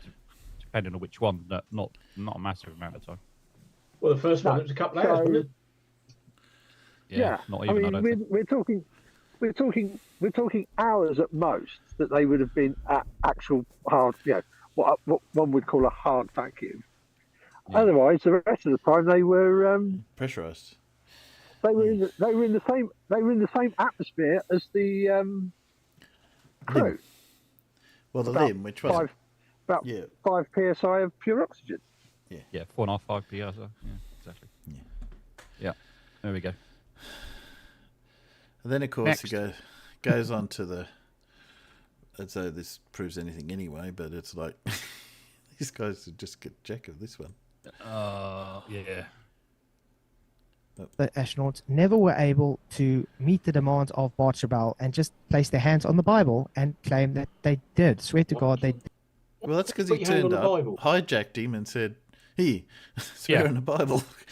Well, I mean, yeah, it wasn't just Buzz he hijacked. He did a whole load of astronauts. Neil Armstrong as well.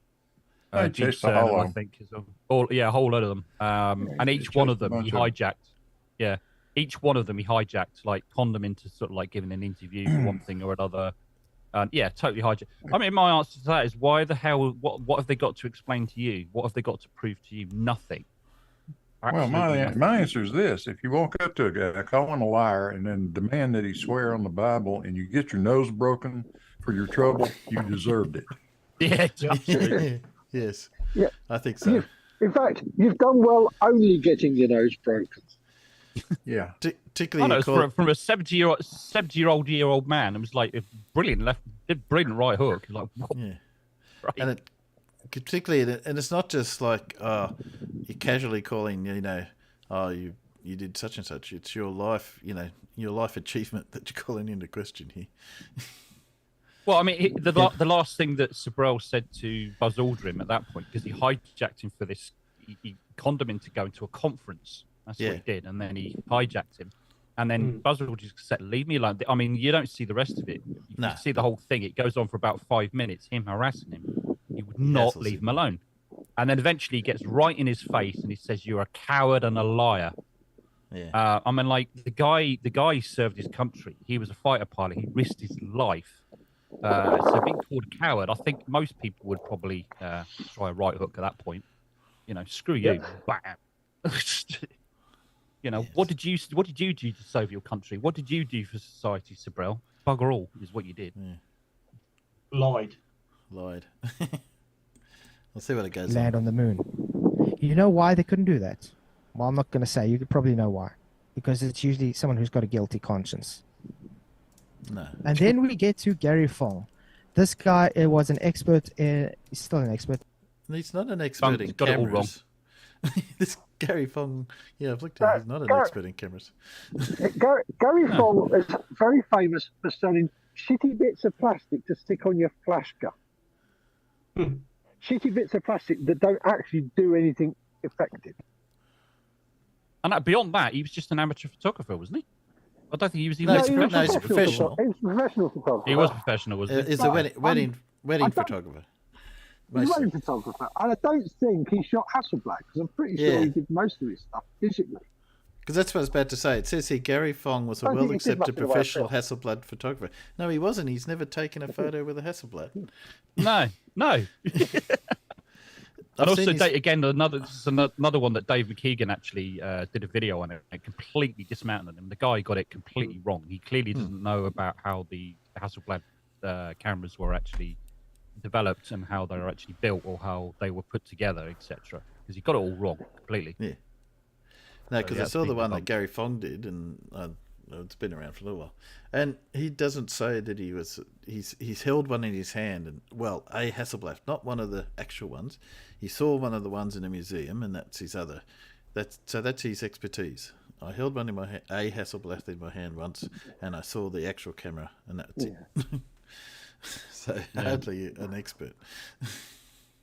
And he's just as. I mean, I've never shot with a.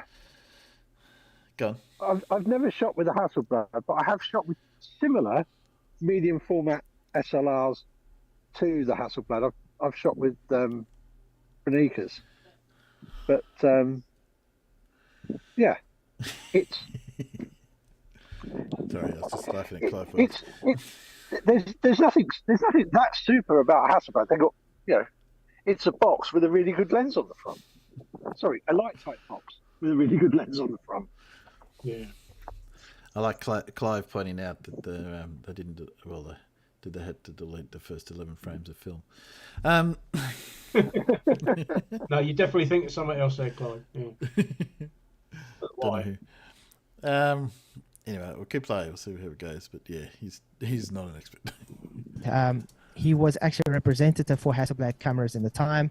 You guys should actually watch his video on this sometime so you can get much better. Where did that come from? To see That's all a the arguments, lie. but he explains it exactly correct why you wouldn't be able to use the Hasselblad in the environment they claimed it to happen. How did you change the film in a dust environment?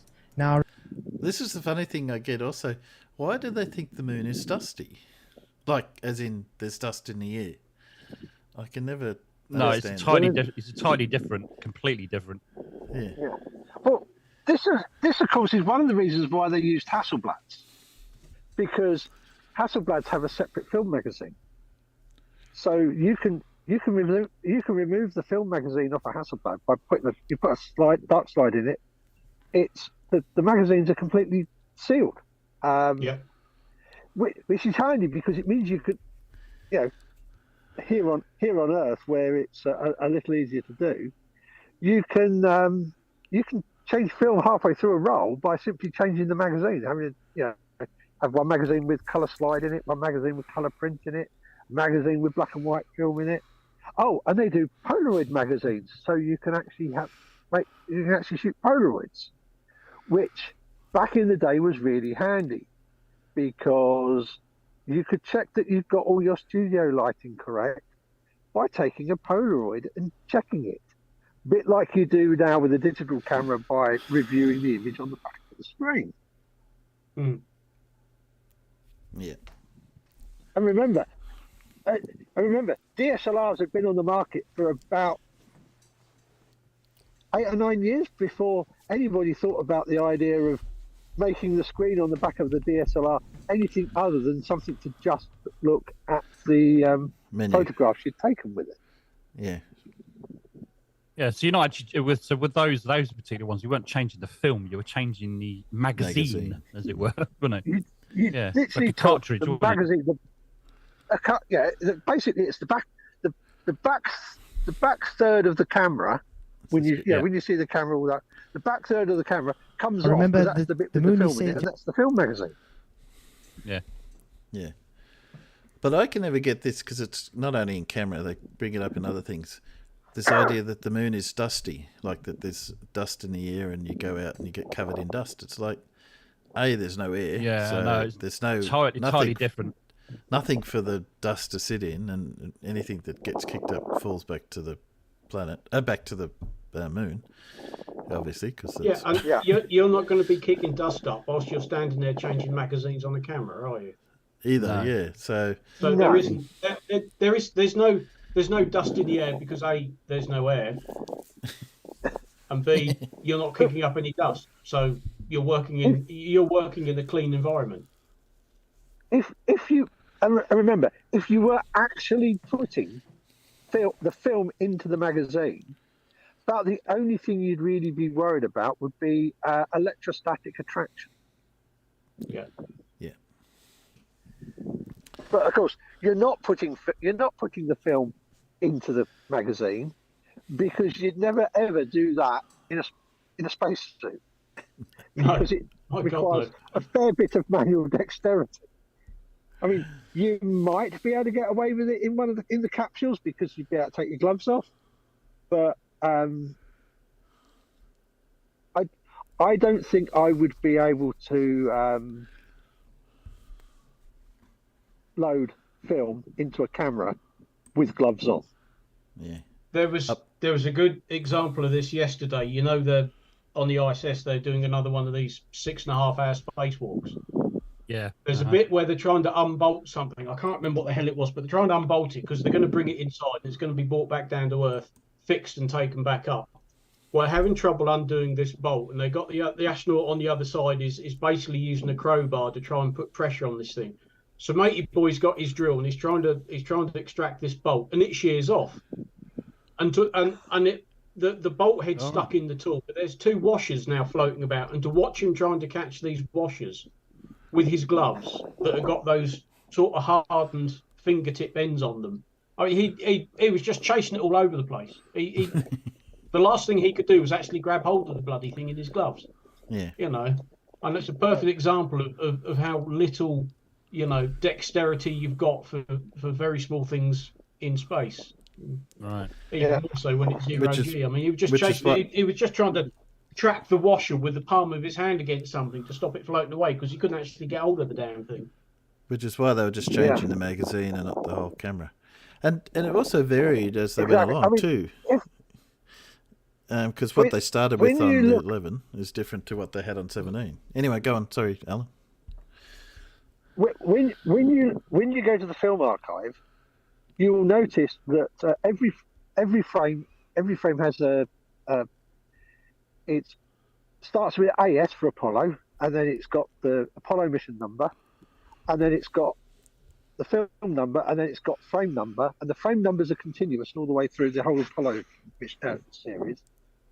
But they also have magazine numbers. Yes. Because, of course, they brought the magazines back. That's the only part. I mean, the stuff they actually used on the lunar surface, the magazine was the only bit of the camera they brought back. So, of course, they reused those on multiple missions. So you have the film number and the magazine number, and magazine numbers. The magazine numbers are actually reused because obviously they reused the magazines. Yes. Yeah. So at no time at all after launch did anybody handle film. They just handled magazines, and that was one of the reasons, of course, for using the Hasselblad or a system like the Hasselblad, where you have a film magazine that you can change the whole thing very easily just by holding a couple of buttons in and sliding the thing off the back of the camera. Yep. Oh, let's see where this goes. I think it's probably covered everything you would have said. To have such a lot of dust that it gets in every nook and cranny, and it's very dangerous for even the astronauts at long exposure on the moon because it gets everywhere. Now, the camera has nooks and crannies all over it. How did they do anything? Because the dust would get in everywhere. And you have to change the film. You have to open the backing case to get the film changed. Very odd stuff. Wrong. Now we get to the same thing. How do you change the film in a vacuum? Now, we all know what happens in a vacuum to every chemical. It starts boiling. So as soon as they're going to expose it to a vacuum, the film will start boiling and you wouldn't be able to have the perfect photos, as we put it. Now, I just, for instance, for fun's sake, put the daytime temperatures near the lunar equator reached boiling point of 250 degrees Fahrenheit. That's 120 degrees Celsius, guys. It's kind of like making a roast chicken, you could say. While nighttime temperatures get in the chilly, minus 208 degrees Fahrenheit, that's minus 130 degrees Celsius. You think anything that they place in their cameras are going to withstand that environment? All right. Right. Well, we'll start with he's got the temperatures wrong because all the Apollo moon landings were actually on lunar morning to start with, so to make the temperatures a little bit easier to manage. So he's got most of that kind of wrong to begin with, and I'm sure Alan can explain all the rest of it as well.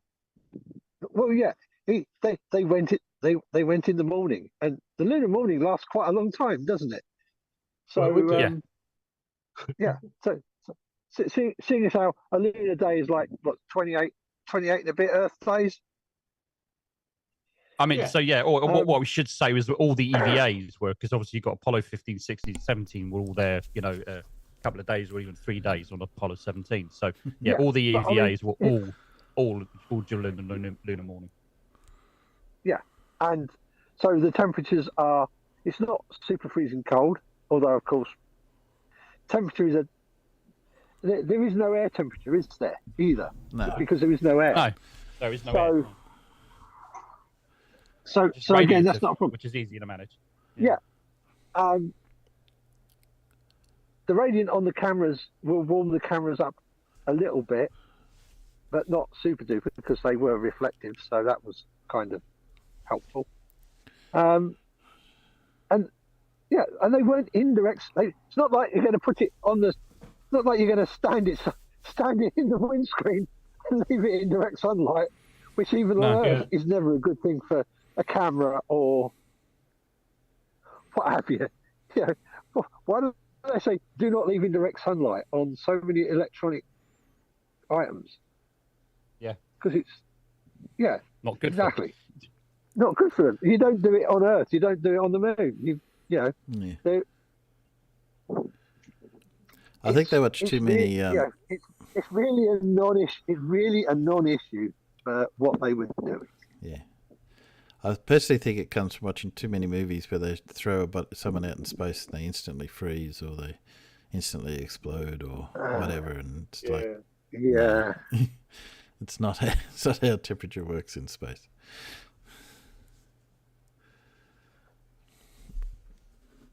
I think because that's what they have the same thing about the ISS and all that. How can I handle because it's so much in the shade and so much it's not how it works. Keep playing to see. So how do we know they went to the moon? Simple. That they never went to the moon. Simple. It violates natural law. So we would like a demonstration to show against that. They always contradict each other. Which natural laws are they then? Like I've shown. And none of the equipment would work, even if they could magically go to Narnia. And well, that was just ridiculous.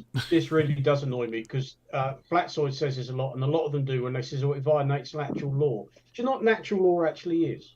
It's a theory in ethics and philosophy. Yeah.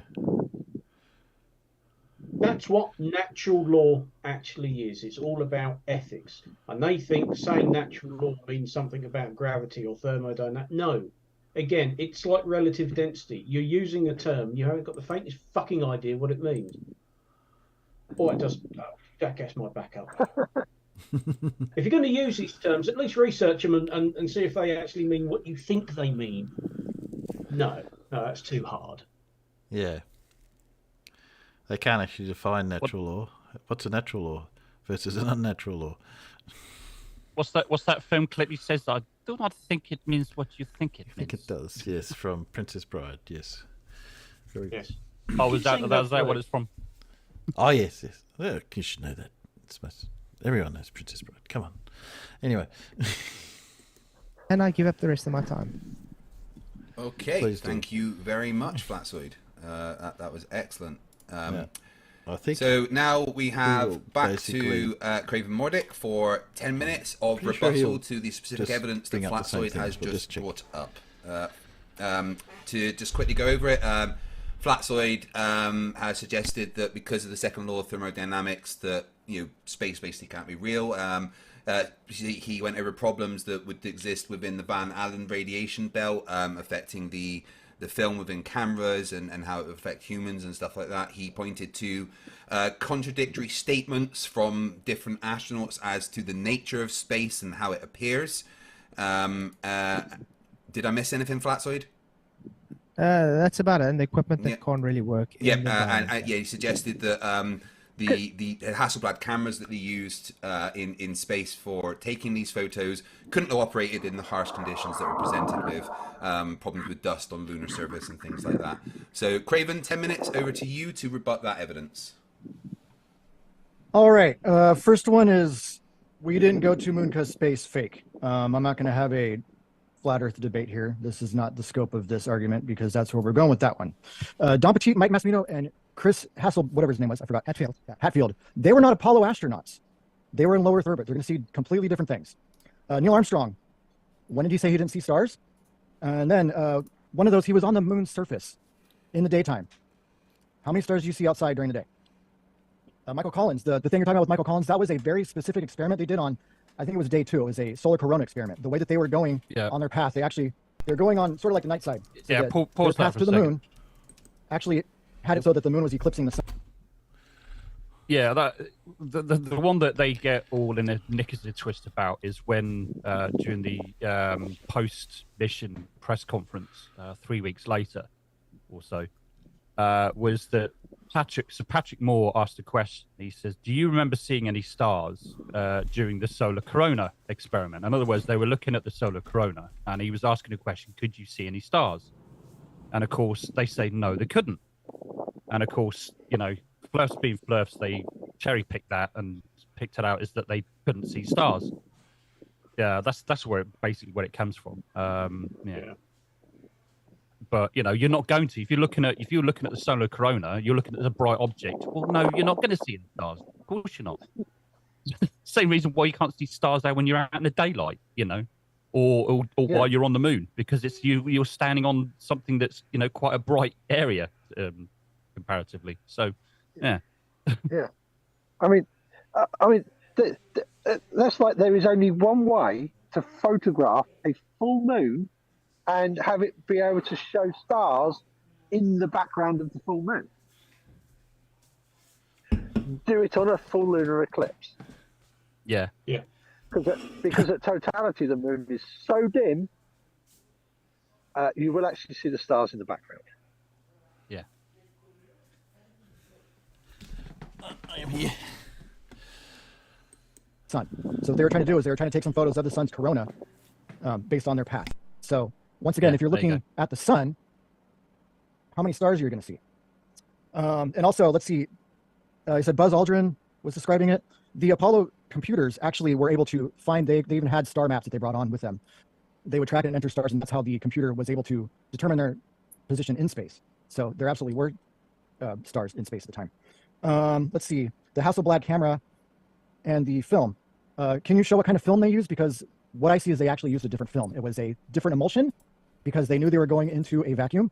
It was a different emulsion so that it could carry away the static to go through the camera that had no, what's that word?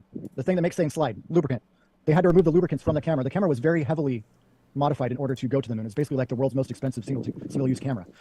They had to have different film made by Kodak. It was thinner, so they could fit more shots in the reel at one time, and it had a different emulsion for those exact purposes. In terms of radiation, there was actually less radiation in space than there is going through an airport scanner.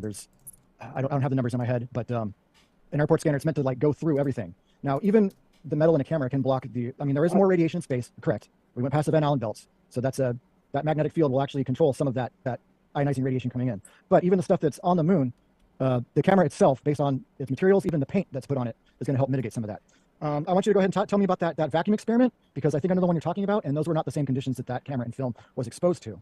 In terms of Gary's video, I've seen that one also, and he is also not taking into account the number of modifications made to that camera. They didn't just take some off-the-shelf Hasselblad camera and then go down to Woolworths and buy some film. They actually took all that into account. They knew what they were doing. They knew what was going to happen, and they made things accordingly. Buzz Aldrin punching a guy. You want to know what happened with that? That guy was harassing him for days and days and days, calling him a liar, calling him a coward. Finally, after him... I think we get that, yeah, basically everything we said. he's going to be... Yeah. Oh, and I've just thought of one of the other reasons why we know they went, because independent people were able to figure out where the radio signals were coming from by using highly directional aerials to receive the the radio transmissions from the moon. They brought that up. Other than NASA. Yeah, they brought that up. Let me see if I can. Oh, and then of course there are the retro reflectors, and not just left by NASA. Yeah. Yes. The Russians left some up there as well. Yeah. At least 2 or 3 Russians, I think, didn't they? 4 was it 4 or 5 for NASA, and 2 or 3 for Russia, I believe. Something like that. I mean, the Russians left at least 2 up there because, of course, they were landing a probe on the moon at about the same time that Apollo 11 was. Yeah. I mean, one of the things they got the flight plans from Apollo to make sure that they weren't going to get in their way. Yeah. One of the things that bugged me, though, do you remember T-Jump when he did his moon landing one, and he said that basically he's giving a good explanation of why are total proof that we landed on the moon. But my argument was that if I was going to play devil's advocate and be a flurf, I would actually say, well, they could have been landed by a probe. And I didn't like his argument to say that was his only argument. It was a bit narrow-minded, to be honest with you. I think it was a bit, because of course the Russians did do it with probes, didn't they? Yeah, exactly. So the Russians, that's what I would have actually said. So, really, I mean, once you take everything into account, all the, independent eyewitnesses, and the actual eyewitnesses who are actually involved in the whole thing, the engineering, all the science behind it, the documentation. When you take everything, all of it into account, it's pretty substantial evidence, and there's very little evidence or quantity or quality of evidence from the moon landing deniers. It's just not anywhere near. There's mountains of evidence that they actually went, but yes, most of it's just totally ignored. Yeah, but they ignored everything. I can't remember what's at this point. I had this as a timestamp. I'll just play it. We didn't go back. So if you're ready, I can go ahead and pull that up. Yeah, sure. Feel free to screen share. It should give the audio through. Okay. I don't know. Hopefully, otherwise I don't know what I'm doing here. But let me make sure I'm not muted or something. We may not go through all this, but this is basically where he's answering the question about, why haven't we gone back? And he says, because we didn't go. And it's sort of like, even though well before this question he's answered what it was like to be on the moon, and well after this question he talks about it, somehow they take this one little soundbite and that's evidence. Yeah, again, you need to go on. No, go ahead. The little girl asked him the question. He said, why haven't we gone back? And he says, that's my question. Yeah. Yeah, why haven't we gone back? And he's not on about Apollo 11. He's on about the entire program, 11 through to 17, and why haven't we gone back since? He's not saying, we never went there. Yeah, no, I mean, again, it's the same with that, with the post-mission press conference. You need to listen to the whole conference. And the same with this. You need to listen to the whole interview this little girl gave, that he was helped by her dad, I believe. And she asked numerous questions. And throughout the whole interview, he'd already been talking about, what he went there, how he felt, what it was like, and all the rest of it. Why on earth right in the middle of an interview, would he suddenly say, "Oh, we never went there"? It makes no sense. So it's typical Fleur just cherry picking one sentence from was something that lasted probably around about 20 minutes, 15, 20 minutes. You know, it's ridiculous. They just do this all the time. And as we know, in like Witsit, he cherry picked something that Einstein said, which was totally taken out of context. You know, so yeah, whatever. Yeah, that's right. So I think I had one other timestamp, which this says ham, which I think was about the ham radios. So he covered that, or he didn't cover it as you'd expect. I'll just check. Don't think the cameras that they took could have worked in those conditions, right? Yeah, the equipment wouldn't be able to work in those conditions, and they claim photos that they. Why all these things match up with the supposed going to the moon. I don't think you're screen sharing right now. Ah, shit. Oh, here it goes. Oh, no, there we go, yeah. We'll just go through. Here's JAXA. This is their Selene orbiter. We're not talking about that. They took some photos. It was like a mapping, like how you take pictures of the seafloor. These matched exactly to some of the Apollo photos. We'll go quick. Laser ranging. Yep, that's a thing. All right, here we go. Directly to your question, this is a guy named Sven Gran. He was from Sweden. This article here talks about how he actually tracked it himself. Here's a couple pictures down here of some of the equipment he used. Oh, yeah, I heard about him. So he went down to Titusville to listen and watch the launch. Here's a quick little diagram of what he used to pick it up. Here's his radio horizon here, as far as you could pick it up. This is actually the tracking. Here's the launch. And then here's a couple of orbits that it took. Then he moved near Gainesville to another setup that someone already made. Ooh. Here's his dish and how they picked it up. Look. Here's where the frequency changed over time over the course of their mission.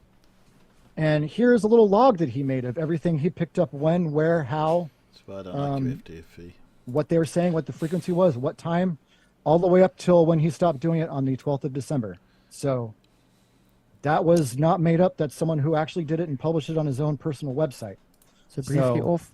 So when he does have equipment issues, then it's back up. So he did have equipment issues as well. And? So that's quite interesting. If this is true, then picked it up. Yeah, it can mean a lot of things, but I'll have to look more into it. Issues. It says briefly off watch because of equipment issues. Well, you know they're going to the moon, right? So sometimes it's not exactly line of sight. So then it's not actually a battle that they picked them up constantly, proving that they went to it. Well, no. Oh, what? You want me to go through every timestamp? No, I'm Because it saying looks like they had them pretty good here. You just literally conceded that they can't have line of sight constantly. Oh, come on. You just said that, correct? Yeah, that's the most ridiculous thing I've ever heard. Oh, of course, one person cannot track that mission the whole time that the mission is going on, because there's this little problem of the Earth spinning round and bloody round. So it's pointing in the wrong direction a lot of the time. Yeah, exactly. That's what I was going to say. And also, there's a little thing about when the Apollo command module and all the rest of it is behind the moon. Nobody can pick up anything during that time. Well, no, nothing for the command module. Because you'll notice he also mentioned because the frequencies were changing slightly. Yes. Because you've got the different Doppler shifts of going away from us and coming towards us at several thousand miles an hour. Yeah, I think personally, Flatsoy is panicking at this point because this is pretty good evidence. You know, this is pretty solid. So he's clutching at straw. I mean, it's the fact that regardless, this is an amateur that did this, right? He still picked up some of the conversations that they were having. Yes, that's evidence in itself. Regardless whether it's just little bits or all of it, it doesn't matter. It's irrelevant. Yeah. It's the fact that they picked it up, and it's directional. It's completely directional. There's only one where it could have come from, and that's the area of the moon or on the way to the moon. It's like that really famous school, and the public school that's actually private in the UK that had a ham radio club that also tracked quite a lot of different space missions, very famously. Not just NASA ones, but I believe they also tracked Russian stuff as well, didn't they? Yep. Yeah, not too far from me, the other side of Northampton, a little place called Kettering. That was where the school was. Yeah. Yeah. No, so yeah. Yeah. Do you mean the radar horizon that they've got? Signals? Radar Yes, horizon, yeah. So not constantly then. So you want someone to have It listened to doesn't the whole matter thing whether the it was entire constant time. You or know, not. It's irrelevant whether it was constant. It doesn't matter. It's like, it's just like a match arguing at that all.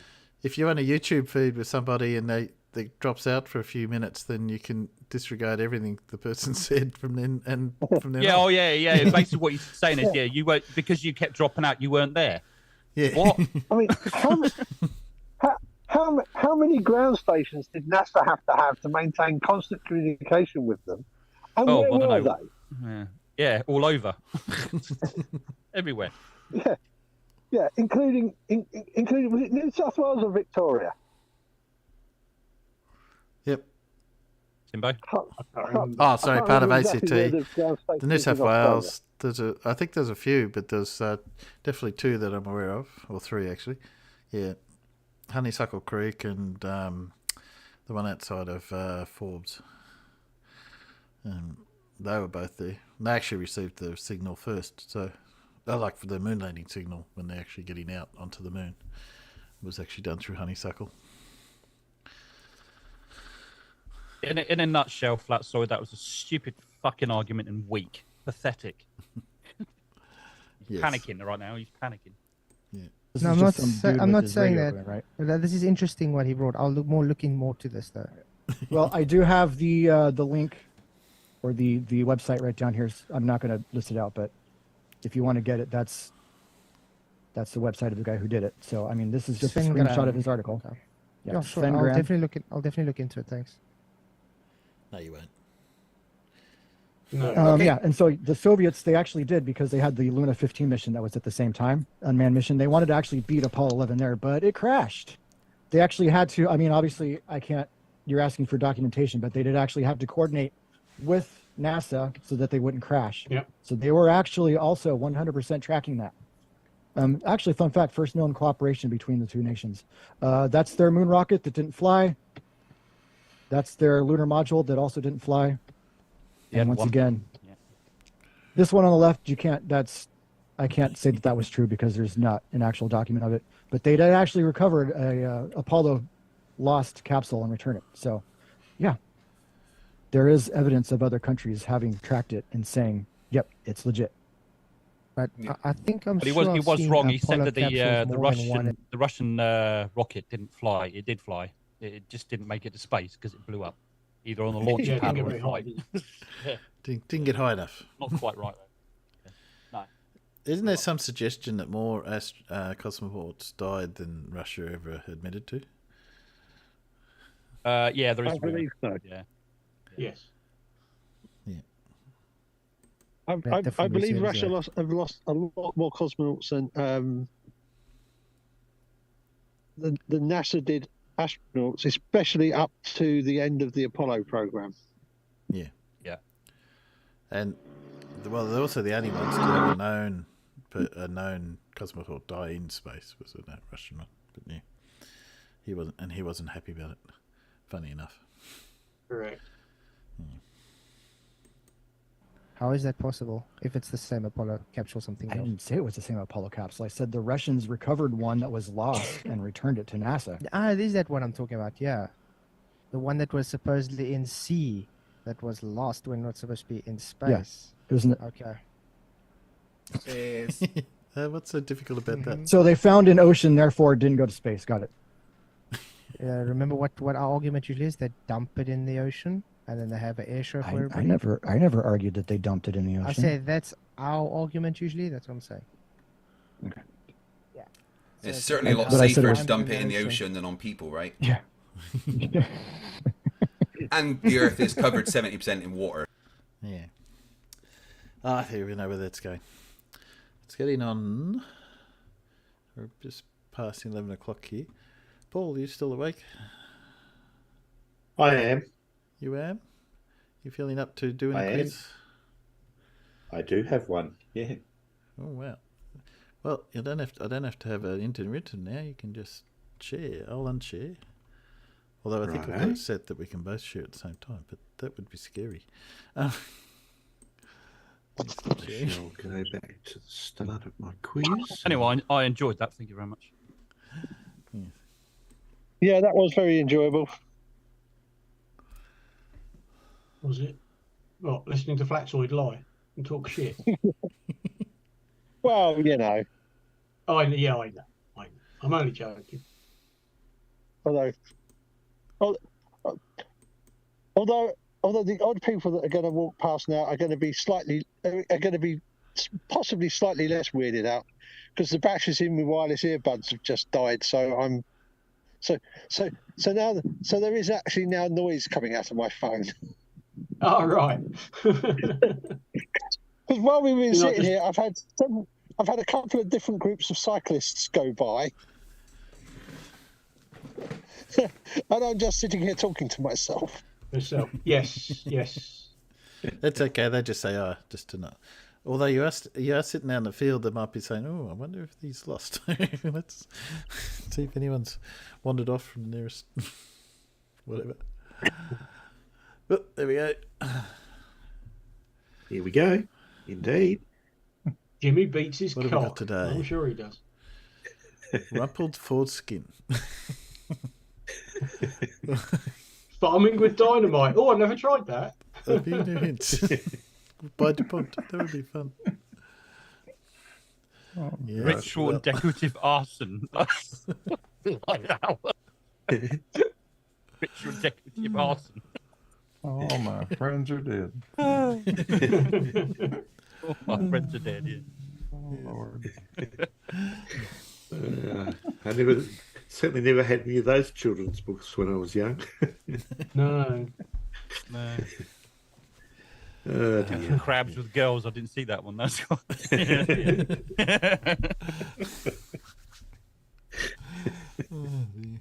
Okay. Well, how's your classical mechanics in physics? Oh, because that's what we're doing today. Mechanics probably okay, but in physics. All right. Question 1.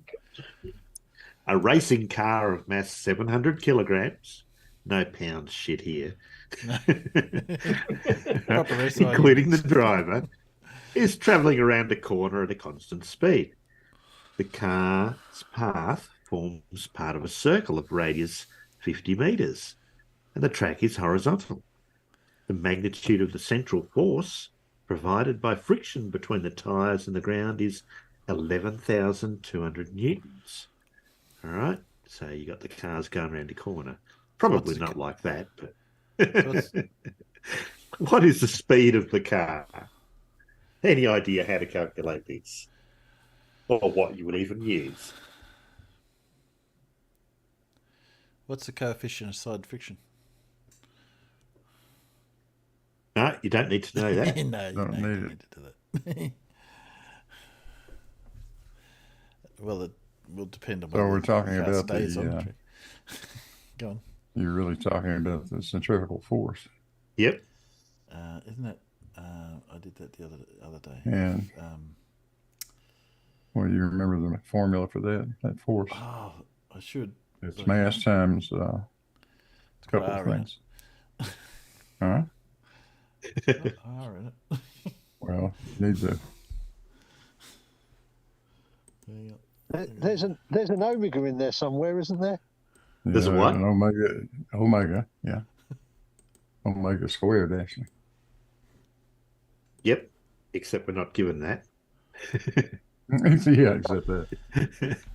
And given that we've got to calculate the actual speed, not the angular speed, there's a different formula you can use. Anyone know what it is? So we're not using... No? No, we're not using... No one knows? Force, angular velocity... No, not off the top of my head. No. There you go. Clive Wells has come up with it. V squared on R equals F on M. That's exactly right. Yeah. Well done. And Nerdlet's come up with an answer even, 28 metres per second. Let's see how we go. All righty. Okay, so you do indeed. For circular motion, the central acting force is given by F equals mv squared on r, which is the same as what Clive wrote there. Well done. Where m is the mass of the object, v is the speed of the object, and r is the radius of circular motion. All right. So from the question, we know that F equals 11,200, M equals 700, and R equals 50. So substituting in those values gives you that equation there. And all you've got to do is get the V squared by itself. Bit of rearranging and calculating, and you get V squared equals 800. And when you take the square root of 800, you get 28.3. So I will accept Nerdlet's answer absolutely out there. Well done, Nerdlet. Okay. All right. Next question. Right, same situation. This time, what is the acceleration of the car as it goes around the corner? I know a number. I know. How We much longer do you kind guys of have saying the left? same thing here. Yeah. Got a constant How much What's longer that? do you guys have left? Has it got a constant speed? We've got a constant speed, but is it accelerating, Timbo?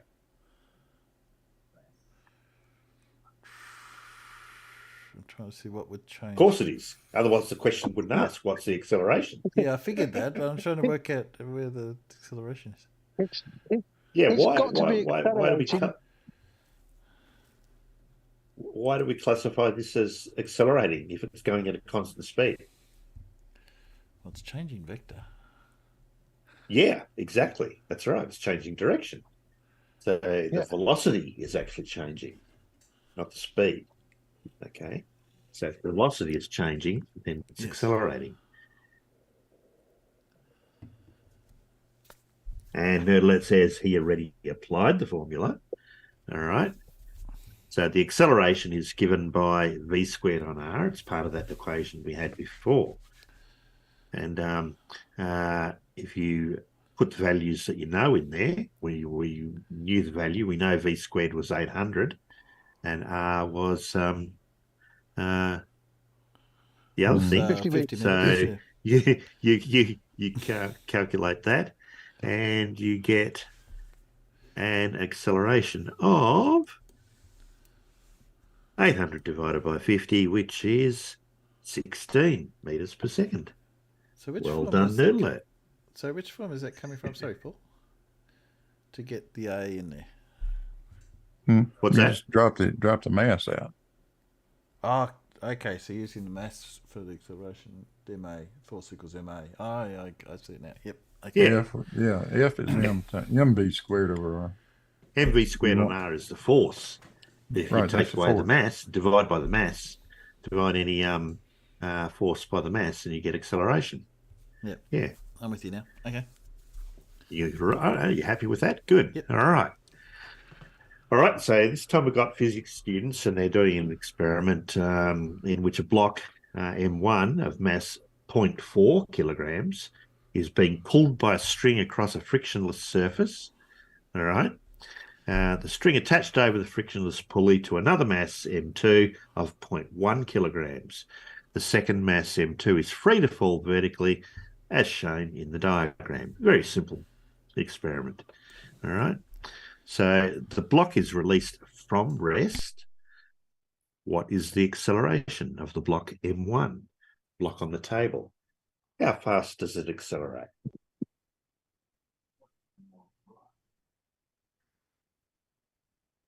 What's going to make it accelerate?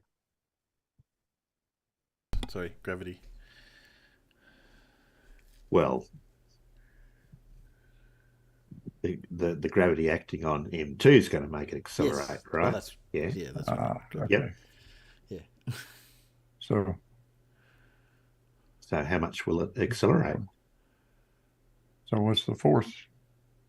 Yeah. Yeah, a tenth of a kilogram times what? Sorry, Times acceleration of gravity, right? Yep. Yeah. So 0.1 times 9.8. So you got 0.98 newtons. 0.98 Yep. Newtons. And then Plus what? the force acting on the So 40 now- kilos. So 4 kilos. Sorry. What are we using If now? F equals, So we know the force. if F equals ma, now what do we do? Well, we know.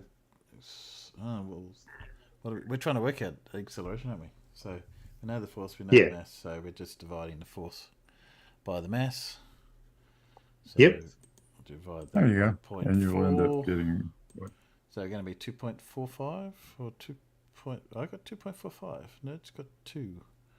Did I do something wrong there? Yeah. Why did Nerdlet get a different answer to you? Which mass did you divide by, Timbo? I divided by the 0.4, and I'm guessing I've. How much mass is actually accelerating, Timbo? Well, 0.5 is obviously. Yeah, both of them. All right. So you divide by 0.5, not 0.4. Okay. So when you do that, of course, you get the right answer. Okay. The only force acting to accelerate is the gravitational force on M2. So that's equal to mg. You calculate that and you get 0.98 newtons. And then you use that force to accelerate both the masses. And so you use F equals ma, add the masses together, divide by 0.5, and you get 1.96 meters per second squared, or 2 is close enough. Nah, you're wrong. Good. All right. Okay, where is my little thing? Here we go. Okay, same situation. Yeah. What's the kinetic energy of the block M1 after it has travelled 1 meter? So we let it accelerate and it travels for 1 meter. What's its kinetic energy now?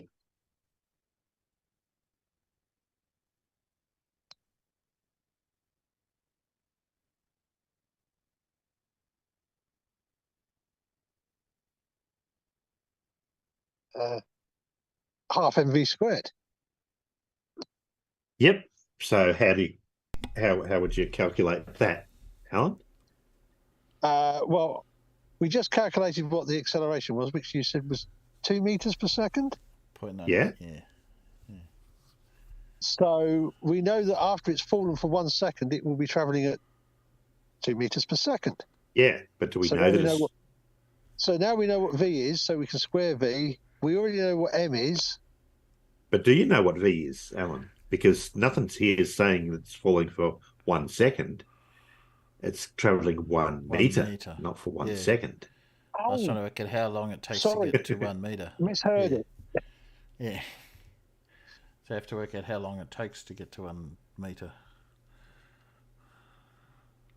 Given an acceleration. You're right in that you've got to end up calculating the velocity it reaches. Yes. But how do you do that? I rearrange s equals ut plus a half at squared. Okay. Good. With u and being as what? Initial velocity, but as we know, initial velocity is 0. That removes that that complete term, which is handy. So it's actually half at squared. Yep.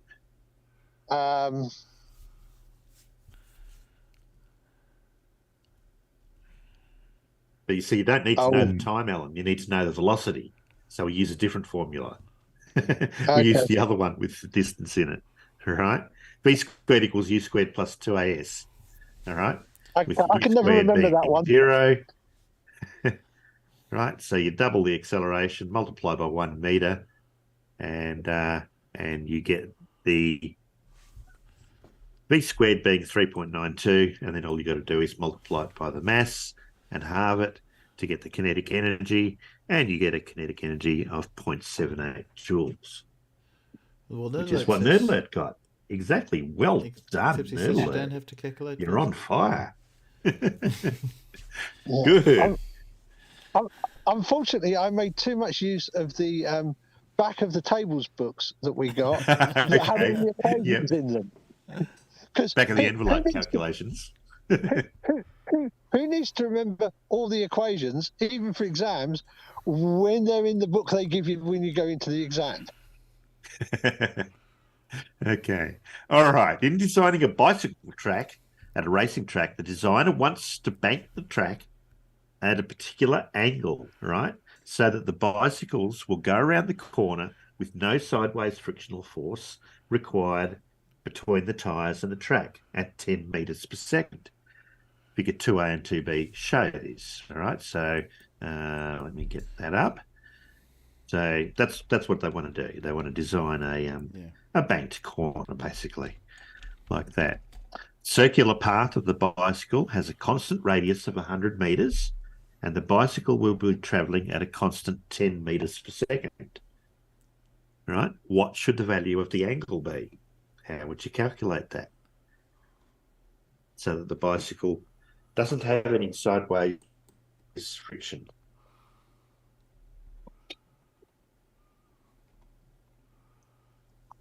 The bicycle can be any colour you want. I'm a little bit biased in this, and that's why I'm having trouble with this one. Because I would be using sideways friction, but anyway, sideways friction is going to be 0, so I could do it that way. So it'd be velocity over v squared over 127r. Multi-tom-tom, but my physics. Ooh, come on, Tom-Tom. It's only a little bit of physics, Tom-Tom. It won't hurt. Physics. Bicycles need to be in a container.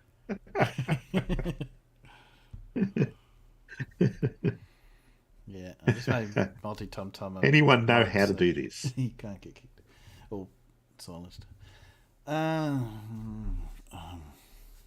got to get my head out of what I would do, which won't work. What would you do, Tim? For this, if we were doing it on a road, we'd do it very differently. It's v squared over 127r, assuming that that'll give us that'll give us super elevation value, which isn't theta. So,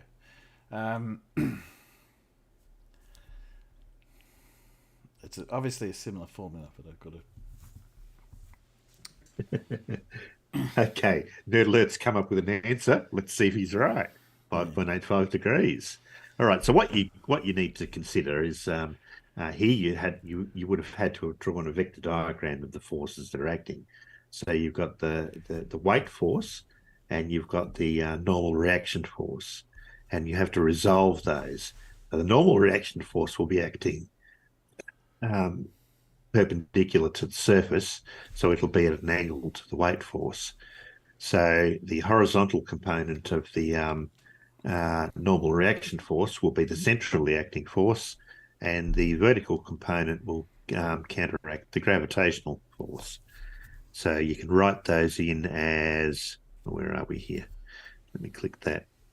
So you've got n cos theta equals mg, and n sine theta equals mv squared on r.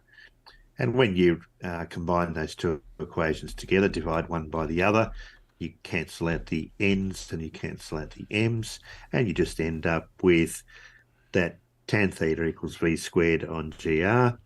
And when you put the things in there, you get that the tan of the angle equals 0.102.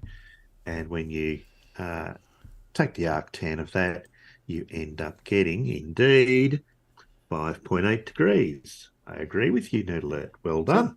So it is similar, very similar formula. It's just we're looking at different values when we do road stuff. So yeah, because we don't. Okay. Oh, I don't know about. I have actually seen some banked racetrack, and it's really steep because it gets up to about 30 degrees, and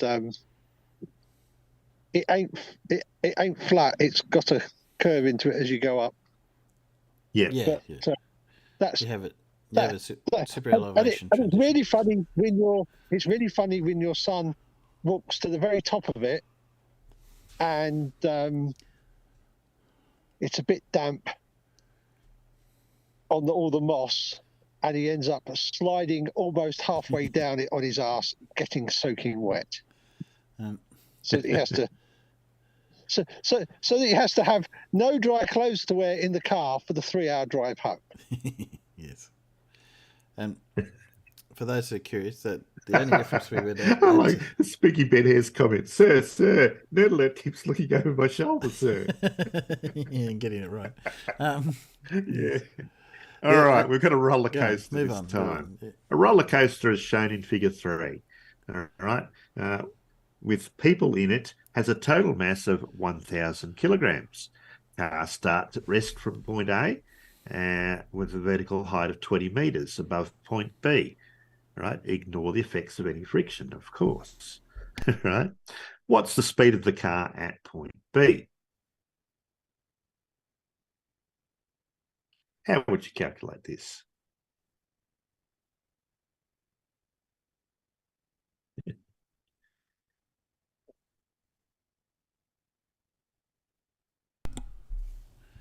Is it the same? How long does it take to fall 20 meters under 20 gravity? meters, it's the same, isn't it? On a frictionless design. Yeah, that's what I mean. It's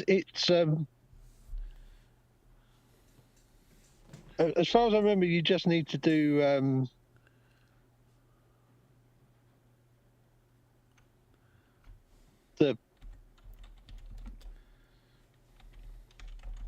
it's acceleration due to gravity. We've got Nerdalert giving an answer and Clive giving a formula. VHV. And unfortunately, on the phone, I can't see the side chat.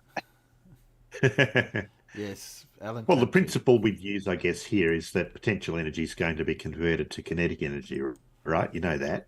Yeah. So as it loses potential energy, it gains kinetic energy.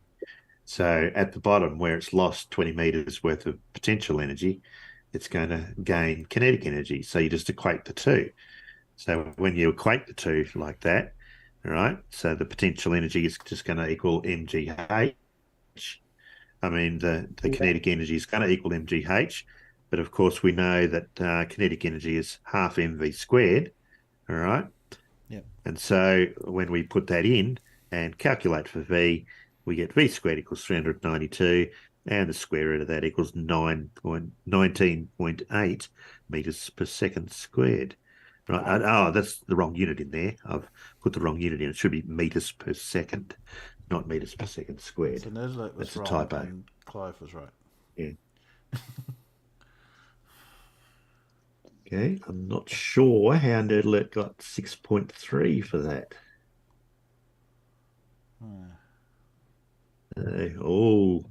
Nerdalert got one wrong. Doesn't matter. Okay. Same situation, except this time it's got to obviously rise up to get to point C. And when the riders of this thing go over point C, they feel as if they have no weight. But Rebecca says that they are not actually weightless. Explain why Rebecca is either wrong or right. Is she wrong or right, and why? Well, I feel weightless because they've gone up in acceleration in one direction is the same as the other way. Gives that sense of weightlessness. Are you weightless? Weightless being mass times acceleration. Technically, you're still going to have some acceleration, so... Go on, Nell. If the net acceleration is zero, they're weightless. However, they still have moving. they still have their original mass. Yeah, but they're still moving though. But are they accelerating? I think this is a bit of a tricky question. It's a bit of a mean question, actually, because the question's not asking, are they actually weightless? All right. The comment there was that they feel as if they have no weight. All right. And Rebecca says that they are not actually weightless. Is she right or wrong in that? And the answer is she's actually right, because they can't be weightless because gravity's still acting on them. All right. And it's that gravitational force that we call the weight. So they're not weightless. They still have weight. It's just that all of that weight is being used to accelerate them around the circle. And so there's no normal reaction force. And that's why they feel as if they have no weight, because they're normally feeling the normal reaction force. I just want to point something out, Monty Tom Tom. The 9.8 meters, 9.8 meters per second squared, I think is what you're looking for. Yes, that isn't, whether that's gravity or something else, it's actually measured. It's not in doubt. So it doesn't need to be proven, Tom. It's something you can measure. Yeah. It's the acceleration we undergo. That's what's observed, regardless of what causes the acceleration. Yeah. What speed must they be going at point C if they feel no weight? Feel as if they have no weight. Oh. How would you work that out? Probably incorrectly. Okay, so they're going down here. They've got that force equal that force.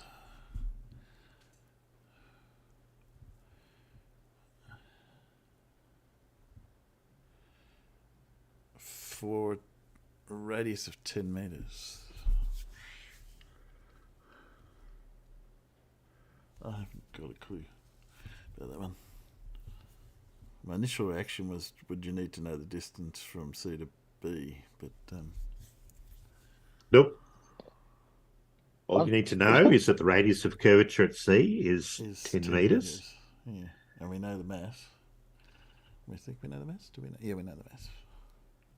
You don't really need to know the mass. Don't need to know the mass.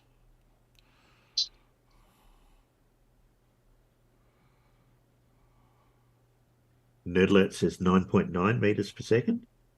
Clive Wells says G equals V squared on R.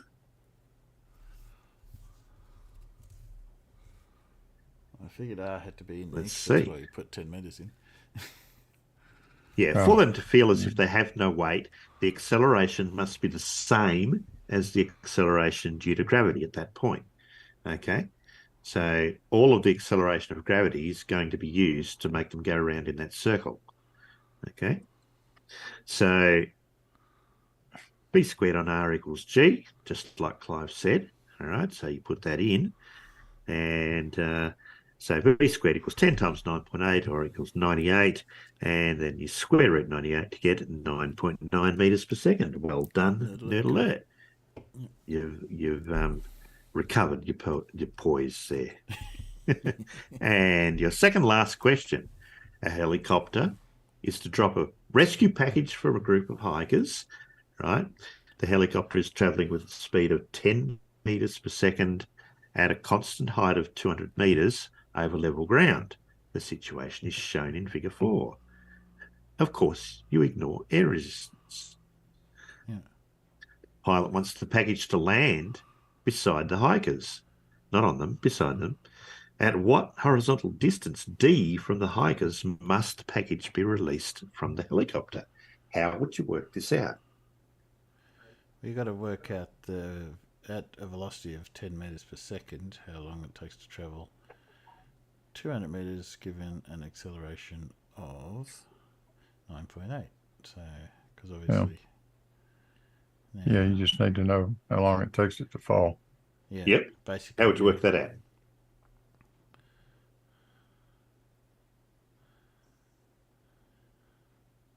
The equation that I can't remember? Yeah. and constant acceleration equations, right? Go back a couple of pages. Yeah. Yeah, the equation I have to look up.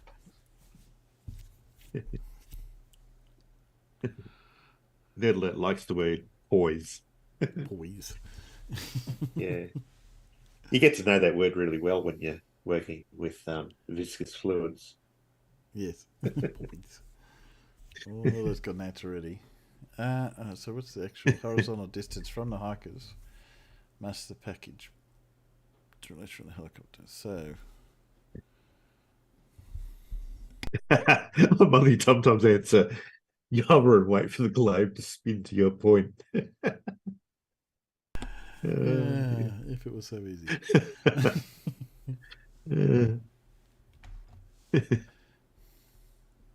All right, here we go. First, you've got to calculate how long the package will take to fall. You're right in that. Using a formula there that's got the distance, the acceleration and the time in it. You can put what you know in there and calculate the time. All right. So when you do that, you get a time of 6.39 seconds. And then you need to multiply that time by 10 meters per second horizontally to get 63.9 meters. And Nerd Alert's wrong. Well again. done. Well he's done, right. Nerd Alert. That He's is got close enough. 63.8. That's just not right. It depends where you round off. Yeah, I know. And Paul, so I was wrong. It was actually the equation that I can remember. Oh, good. Yes. It was this. It was. Sorry. I haven't got my reading glasses with me, so I'm really struggling to read all that tiny little text on the screen of the phone. Yeah. Yeah. So it's S equals UT plus half AT squared, the one I can remember. Yeah. All right. This time we've got a game of tennis. The ball is thrown vertically upward at the top of its motion. The ball is momentarily stationary. At this point, it is hit forward horizontally by the racket. I look like I've put some sort of picture over the top of this, which you can't read it. Not sure what that is. Oh dear. We'll work it out. Let me see if I can edit that out quickly and get rid of that and come back with that that slide. Okay. From the current slide. There we go. All right. So it's thrown up, and at the top of its throw, it's momentarily stationary. At that point, it's hit horizontally by the racket. In this particular serve, the ball is of mass 57 grams and is given a horizontal impulse of 1.7 kilogram meters per second. Okay. Assuming that the racket and the ball were in contact for a time period of 0.0080 seconds, what was the average force exerted on the ball by the racket? I think Farmer should answer this because he loves tennis. Really? Any ideas? No. No. That's right. Do you know what impulse is? Impulse. Apart from a perfume. I didn't even know it was a perfume. You're doing well. Apart from something you have to avoid when you go shopping. Well, it's obviously the area under that graph that you were showing. Yeah. I remember it is the area under a graph, but I can't remember what the axes are. Assuming the ball is in contact for 0.008 seconds, what is every force exerted on the ball by the racket? So the racket is impulse. Time and force, probably. Well, Go on, Blue. The floor's yours, Blue. I'm just thinking. Impulse is force times delta T. That's right. That's correct. So let's see. We got delta T right there, right? We do. Yeah. 0.0008. So what we need is force. Yeah. And so Well, I'm thinking.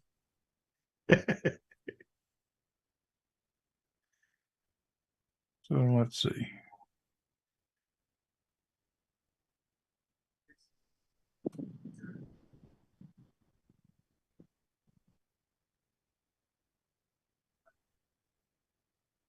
And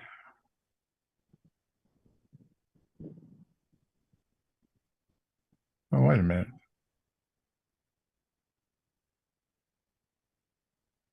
We have that, do we not? Yeah. We got the impulse. We do, yeah. So we got everything we need. 1.7 is the force. Kilogram meter per second. And 1.7 newtons, in other words. Divided by 0.008, whatever that is. And it gives you, as Nerdlet calculated out there, 212.5 newtons. Exactly what I got. Close enough. Good. Yeah.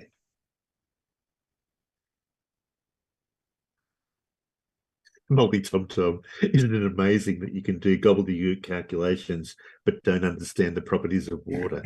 Well, multi-tom-tom, we do actually understand the properties of water. It seems to be that you're the one that doesn't understand it. Well, there you go. That was your quiz for today. Well done, Nerd Alert. You know your classical mechanics. Very good.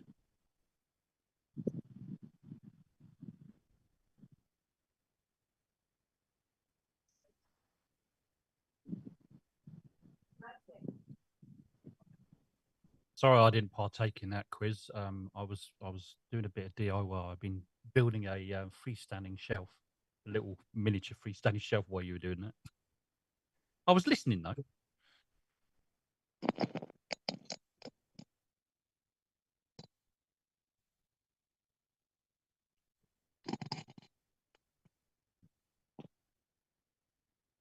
Oh, has everybody gone quiet? Can anyone hear me? Yeah, Hello? I was going to say Yeah.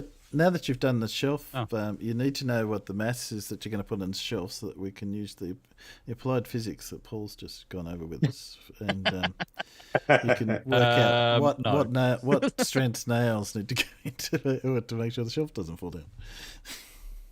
No nails. No nails. Screws. No nails. It's a freestanding one anyway. It's not going up the wall or anything. A freestanding shelf is a plank on the floor, isn't it? Well, a few planks and a bit of MDF at the back of it. Yes, I've done a few. And now that I've given Nerd Alert access to the book, our next quiz next week for you, Nerd Alert, will be on tensor calculus, right? Oh, I need to do my homework between now and next week on tensor calculus. No, I don't think so. Oh, yeah, no, I hope not. Everyone will be going to get a cup of tea. Everyone will be building a shelf next week.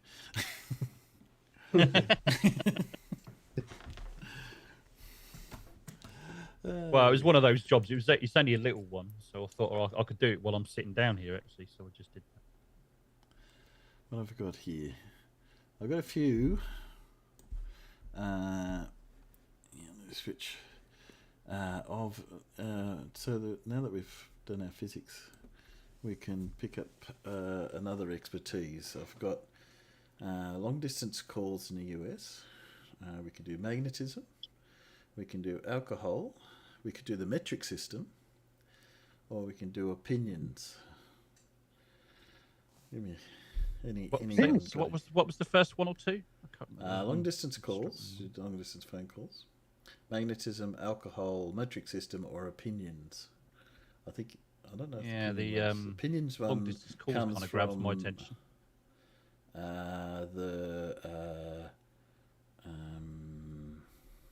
Monty Python Museum. I was going to say opinions. I thought they were like arseholes. Everybody's got one. Yeah. Okay, so we got anyone got any request out of that lot? Everyone's got one, but not everybody is one. Yeah. So long distance calls, magnetism, alcohol, metric system, or opinions.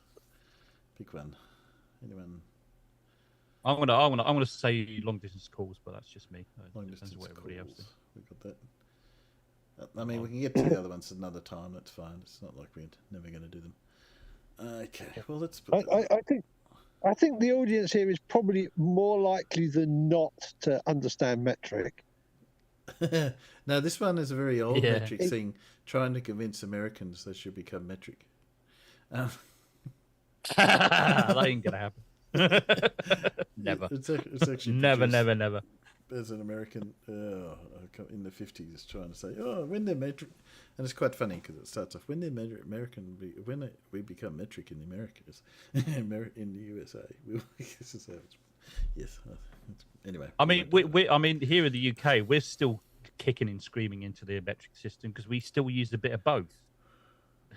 Most people I know use a little bit of both, but I certainly do. So we're still kicking and screaming into it. We're not quite rid of it completely yet. An imperial system. Yeah. In fact, distances on road signs have to be in imperial. Yeah. Speed limits are imperial. Yeah. Oh, and we sell milk and beer in pints still. Yeah. Well, in the shops you don't milk? buy it, but in the shops you don't buy it in pints, though, does it? It's litres or No, it's all in litres. Fractions of. Yeah. Oh no, the glass, the plastic jugs of milk I get from my supermarket, they still might have pints, are they? litres on them. Okay. They're multiple pints. Oh, okay. Yeah. Not in my shops. Not in my shops. They're not. But anyway, yeah, miles per hour. Yeah, all our speed limits are all miles per hour. So, yeah. I'm guessing maybe yours are in actual litres because of the Irish market.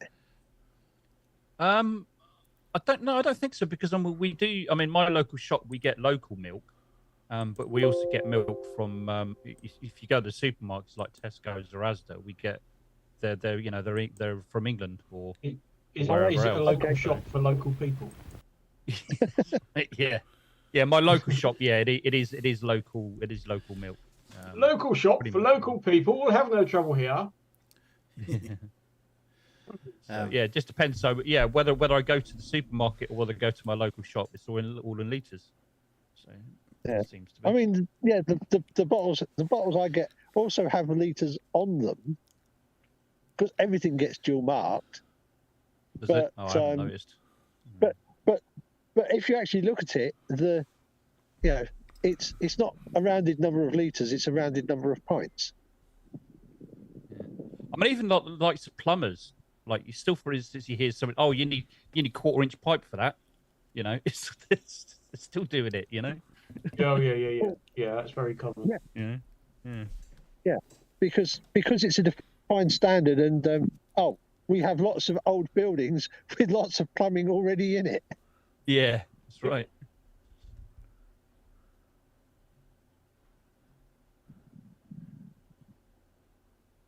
Sorry. There are spaceships flying around a median that cannot be so it's just reading multi-tom. As you can see, this is the won't play the whole. What a twat! The metric film was produced by the National Bureau of Standards, the U.S. National Bureau of Standards. We'll play that another. Let's go on with long distance. Well, what am I going to qualify in this time? There you go. Here we go. Long distance. Yeah, I'm going to be a telecommunications expert after this. Yeah, that's right. Yay. Let's see. How long was this one? About 13 minutes. So. Go on then.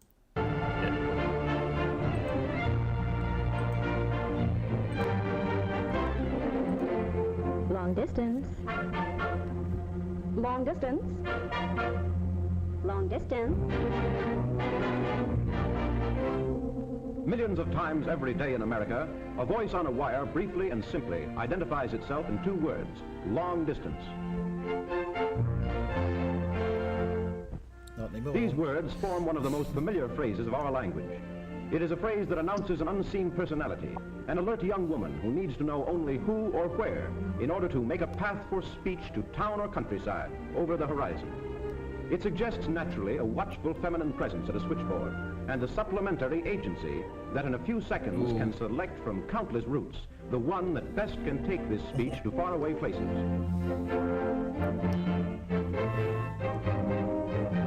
Imagine having These to two do this words, like long this distance, still. represent more than the activities of switching and routing. They refer, first of all, to the routes themselves.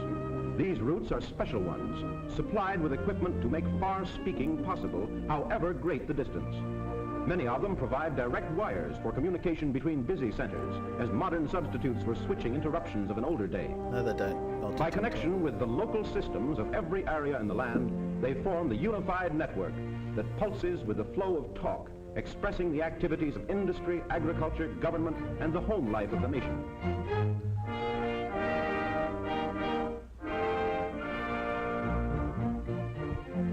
A 250,000 miles of these specially equipped circuits are underground, and the lines above the ground are so extensive that no man has ever seen them all. 1 million poles parade across the landscape, bearing the graceful drapery of the cables packed with wires, or spreading the wires themselves along their tiers of cross arms. Some of them march beside the rolling traffic of the highways. Other columns head straight across the fields or through the forest wilderness or over desert sands. Rivers are no barriers, for the cables cling to bridges or dive beneath the waters flowing on to the Acre Ocean.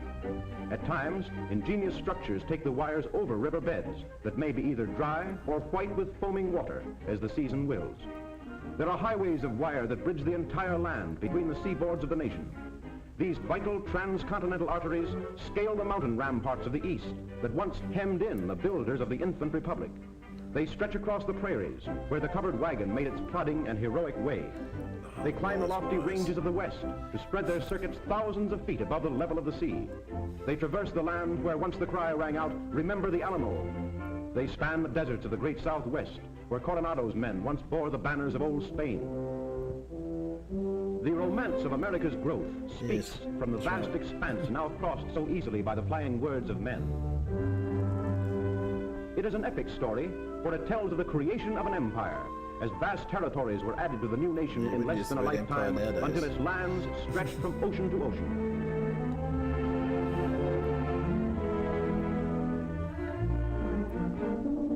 This romance is the story of explorers who braved the dangers of an unknown western wilderness, that they might discover for America what was encompassed in her new boundaries.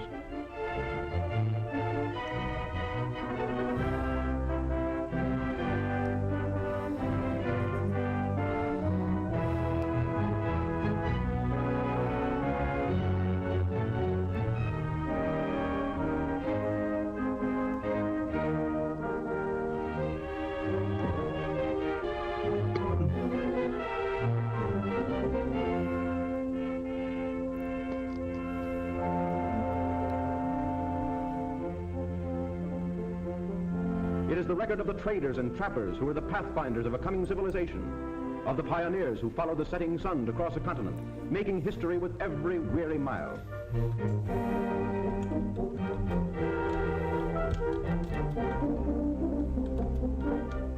It is the thrilling, heartwarming story of faith and courage that faced without flinching the uncertainties and dangers of isolation. A courage that laughed away the hardships, that sang away the heartaches, as the wagons creaked and lumbered along the pioneer trails.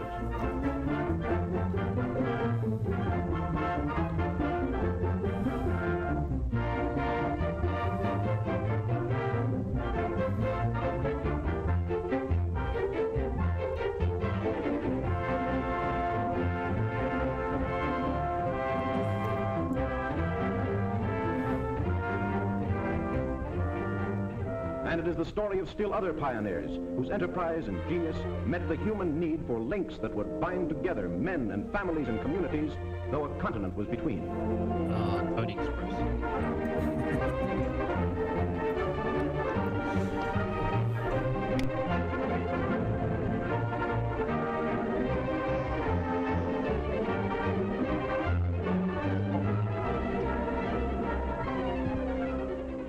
And so a land was peopled. So a scattered society became a homogeneous one, as obstacles to the interchange of intelligence and ideas were conquered. And so did builders, engineers, and scientists give new meaning to a word that once meant months, but now means seconds, that once meant isolation, but now means unity, to that arresting and significant word, transcontinental.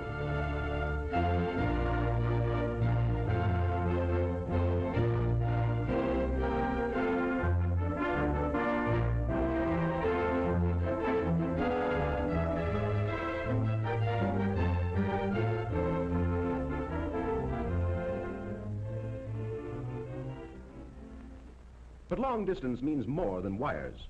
It also means waves. Waves that are tossed by antennas through the invisible ether so that the voice of America may leap over the seas to 6 continents and to ships at sea. Invisible ether. While other wire fingers reach up to catch the waves that answer. Waves bringing news of exciting happenings in other lands. Waves holding reports from the nation's faraway embassies. Waves that may carry the message of a king or a joyful greeting of a mother to a distant child. And besides these wire and wireless channels to distant places, long distance also means the art whereby the wires and wireless are brought together. Stationed like sentinels along our country's eastern and western shores are the houses of magic where sensitive apparatus and skilled attendants form and guard the unbroken pathways that span the 7 seas in the telephone's conquest of time and space. There are other houses of magic too, hundreds of them, placed with the precision of engineering science, without which the land wires would fail in their word-bearing mission. Just as the cry in other days was, "Fresh horses for the stagecoach," so now must there be new energy for the electric currents that speed our speech to distant places. Repeaters are what these energizers are called. It is because of them and the experts guarding them that the precious freight of words upon the wires may be delivered undelayed and unharmed despite the distance of their travel. Nor are words the only freight that rides the wires.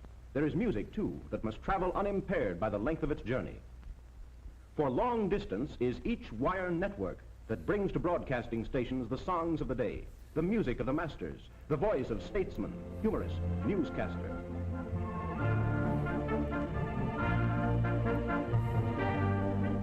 It is the technique that links together with split-second precision the ever-changing station groups. It is the responsibility to judge electrically each spoken word, each tone of orchestra or singer before far-off radio transmitters receive them. But more than speech and music is flowing along the wires, there is the written word as well. At many a switchboard is the sound not of voices, but of tapping keys, as operators provide wire channels for typed communications. And so long distance means the circuits over which written messages may pass between teletypewriters. It means other circuits too, for carefully planned teletypewriter systems. To the machines of great news-gathering organizations come the reports of what a busy world is thinking and doing and hoping. There is sifting, checking, editing, and then 1 million words a day are sent along 300,000 miles of wire to feed the waiting presses. Again, there is special news for those who protect communities, the alarms that tell of lawlessness and crime, the warnings that help to trap and capture public enemies. To meet the speed of escape, long distance gives the speed of the flashing word. In one great area of the Northeast, larger than that of all of Great Britain, the police organizations of many states cooperate to utilize a special wire network in their alert activities.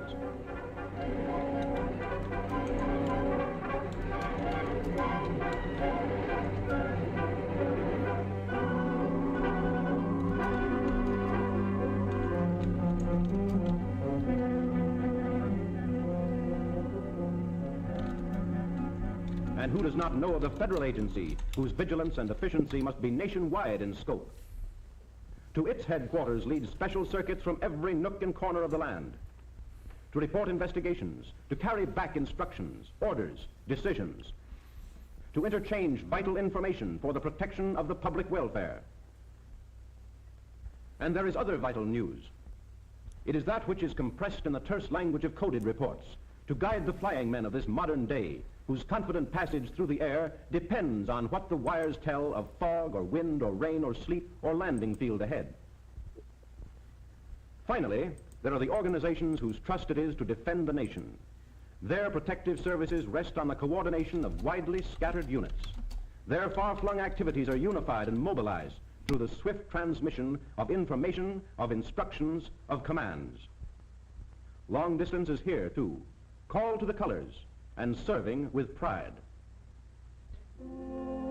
And so, long distance means many things. Waves, wires, antennas, buildings, many arts, many skills, many functions. A composite instrumentality ready for the task ahead.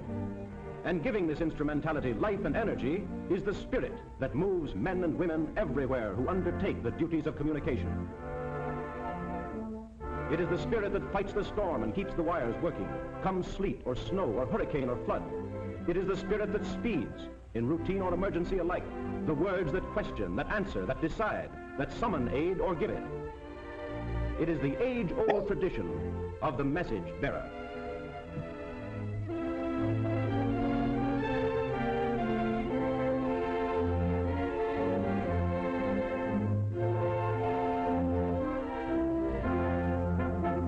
Long distance. Long distance.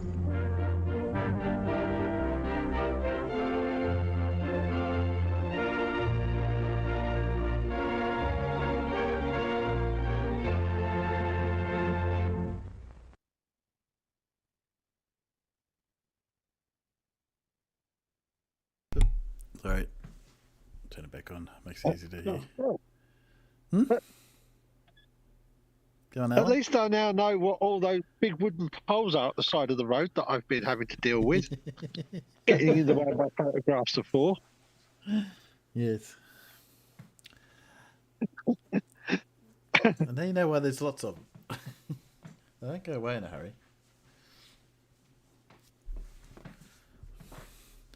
Although, my stepfather used to work for the PMG, which is basically became the telecom in Australia. But he used to, when we were kids, go out and he'd get the metal telegraph poles. There was a few of those around, and he'd find out when they're getting decommissioned, and we'd go out and cut them off with a acetylene torch, and we'd have to collect all the glass insulators up, and we'd go use them for fence posts. So good fun.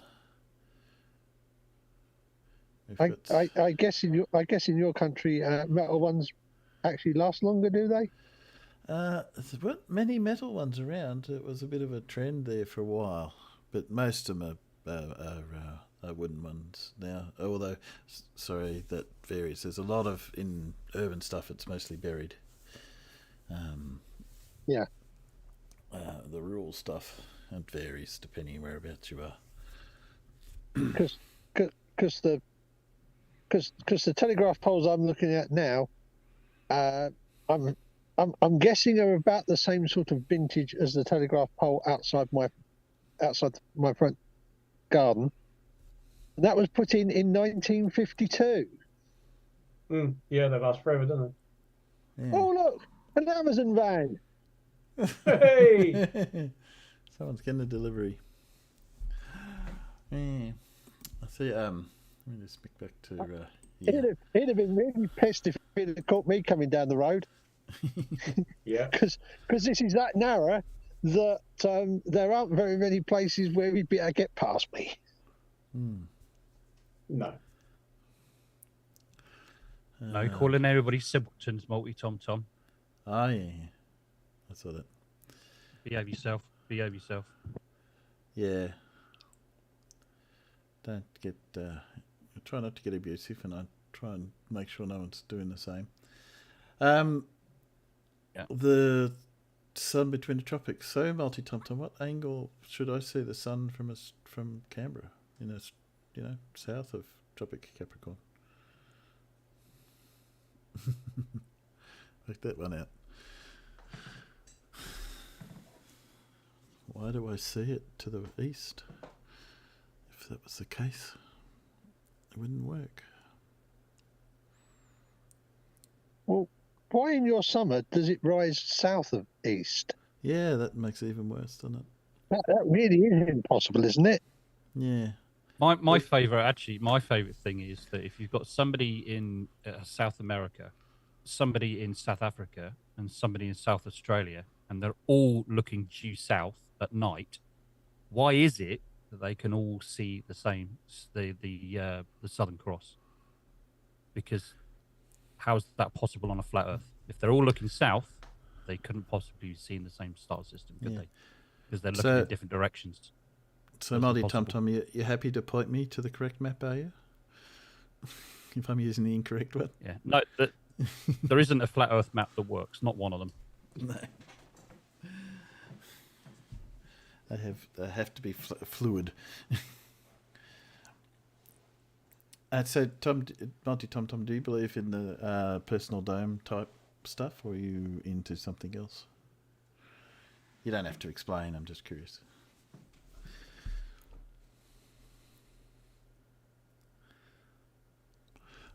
while you're thinking about that one, what else we got? Oh yeah, because you're still sharing, aren't you? Hmm? You're still sharing in here. Yes, I've just in here. Yes, on YouTube, I've put up the Timbo, and he's just got the chat going, so they can see the chat.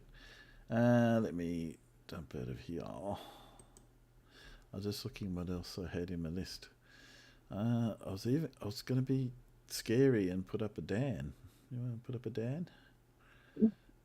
I could put up a Dan. He's doing. Dan. Put up a Dan.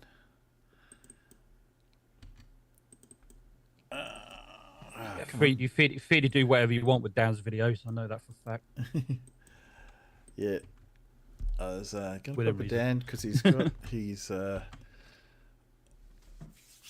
Failure is something that we must all live with in life. It's up to his Flat Earth compilation. Flat Earth fail compilation. So I haven't watched this, so I have no idea what he's got in it. So let's see.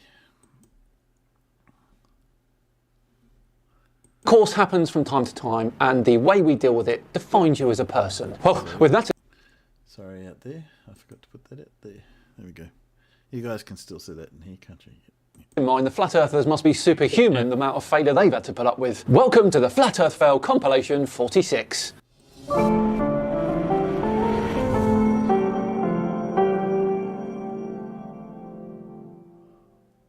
Hello all and welcome along to another episode of Flat Earth Friday with me, Simon Dan. Thank you very much for joining me. Now, before we begin today, I just want to nudge you in the direction of my other channel, Run Man Dan. Now, recently I ran in a 50-mile ultra marathon on the South Downs here in southern England.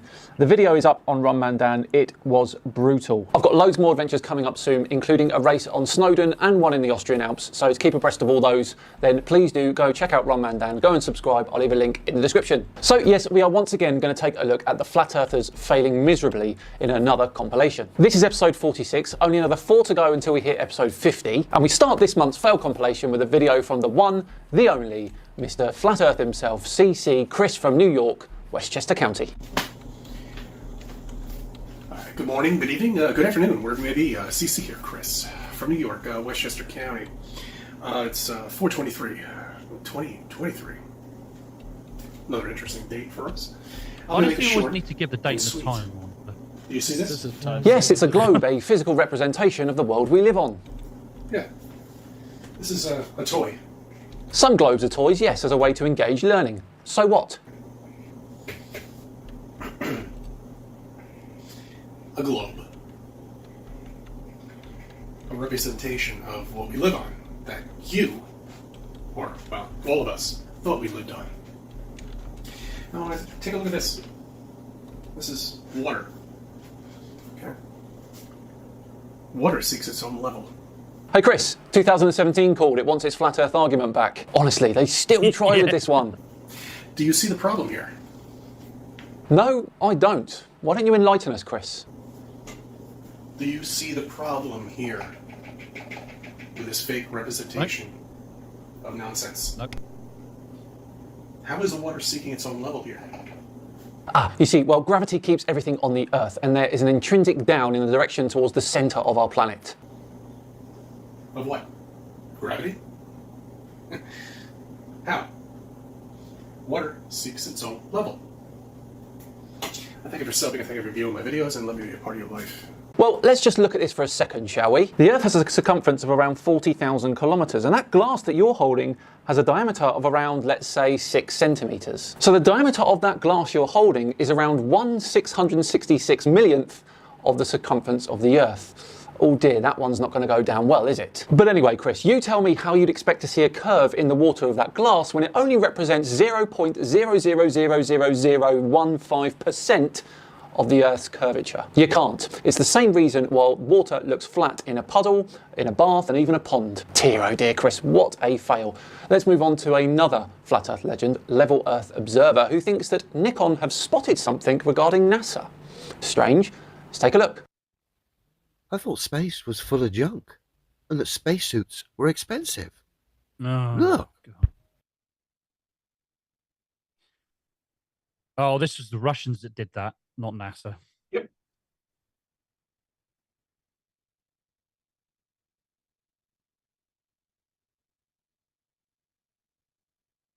Cue the moody space music here to get you to believe in this silliness. But let's just think about this for a minute. Like I say, there's supposedly a space junk problem. And of course, this tosh is funded by the public.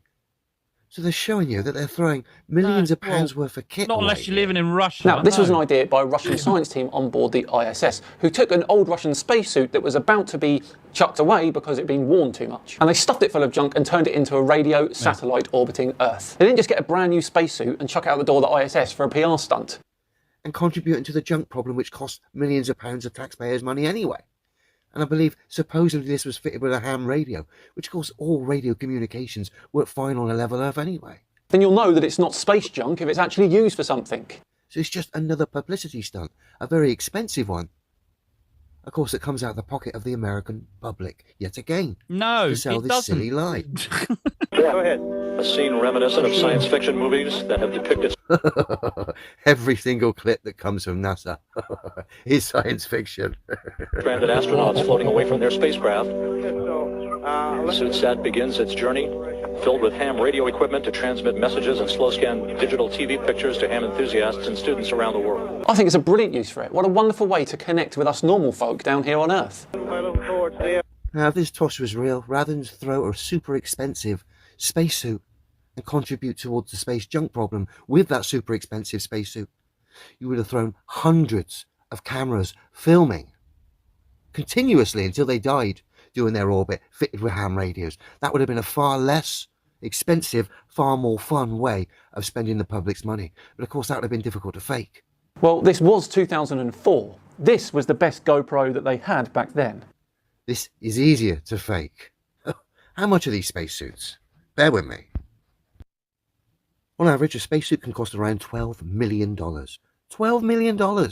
Think of the amount of cameras you could have got for that. Admittedly, this figure is sort of more modern day, and I believe the charade we looked at just now is from about 15, 16 years ago, so they're obviously inflation. But this is irrelevant. If it was worn out and no longer useful, then why not reuse it and recycle it for something useful like this? Your argument about how much they cost here is irrelevant.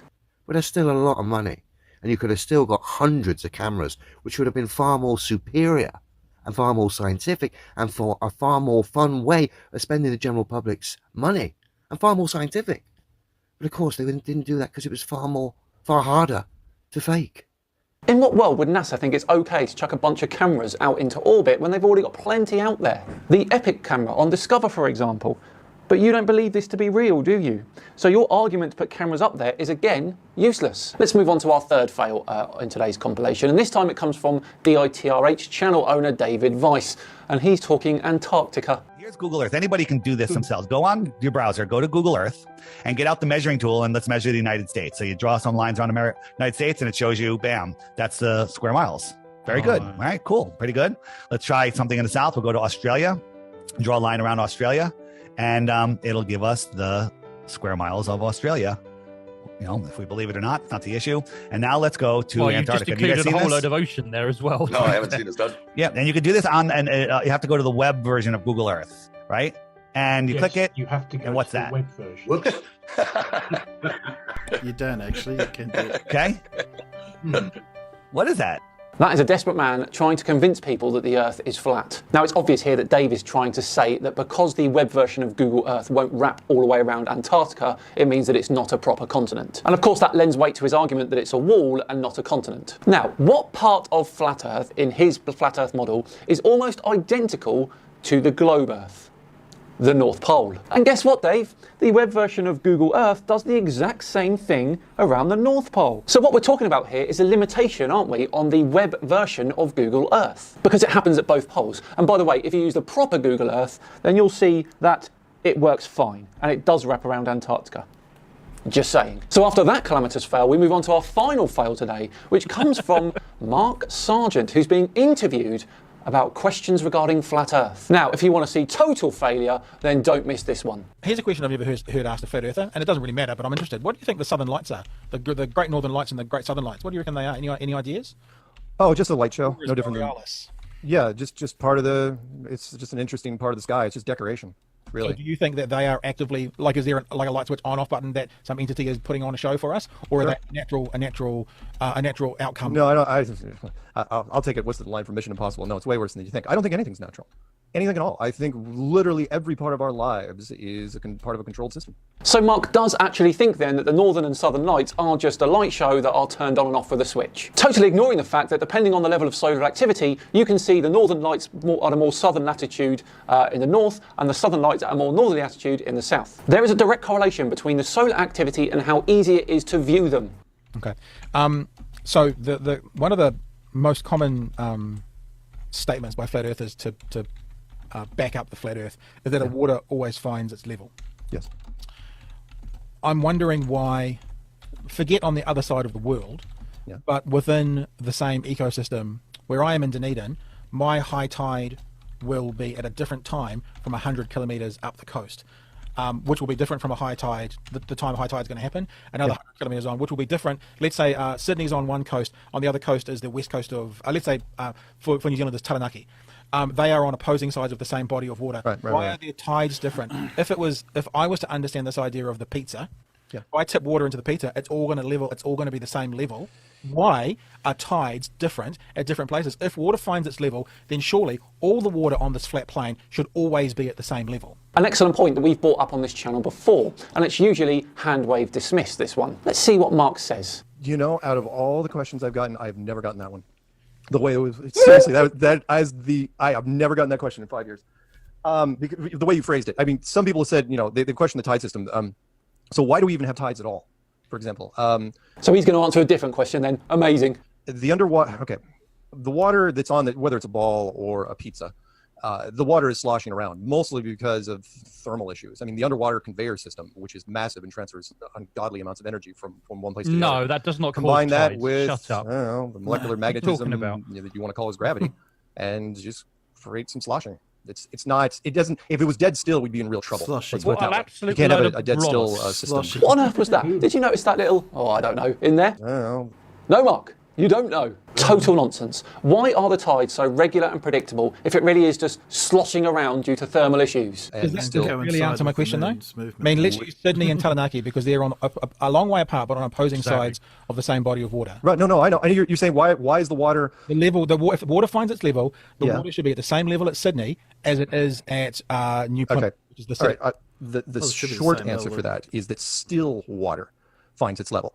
If you take a bathtub and you fill it up with water and every 2 minutes you run your hand back and forth underneath it, that water is never going to flatten out. Well then, you can't ever use that argument that water finds its own level ever again. You've just admitted that the ocean is not still, and you then said that only still water finds its level. So therefore, you can't use that argument to claim that the Earth is flat. There we go, everyone. Flat Earth's biggest proponent failing miserably. He has basically just debunked the entire water finds its own level argument. Nice one, Mark. Well, there we go. What a phenomenal selection of fails that really was. But for now, we are all done and dusted for another Flat Earth Friday. Thank you so much for watching. It truly is appreciated. Now, if you enjoyed this Flat Earth fail compilation in particular, there is a whole playlist with the other 45 episodes on the channel. If you want to watch them, go check them out. I still maintain that number 1 and 2 are my favourite.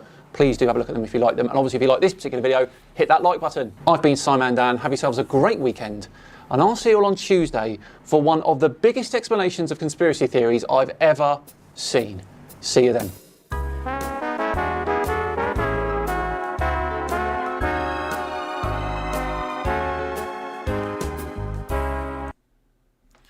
Oh, that was better.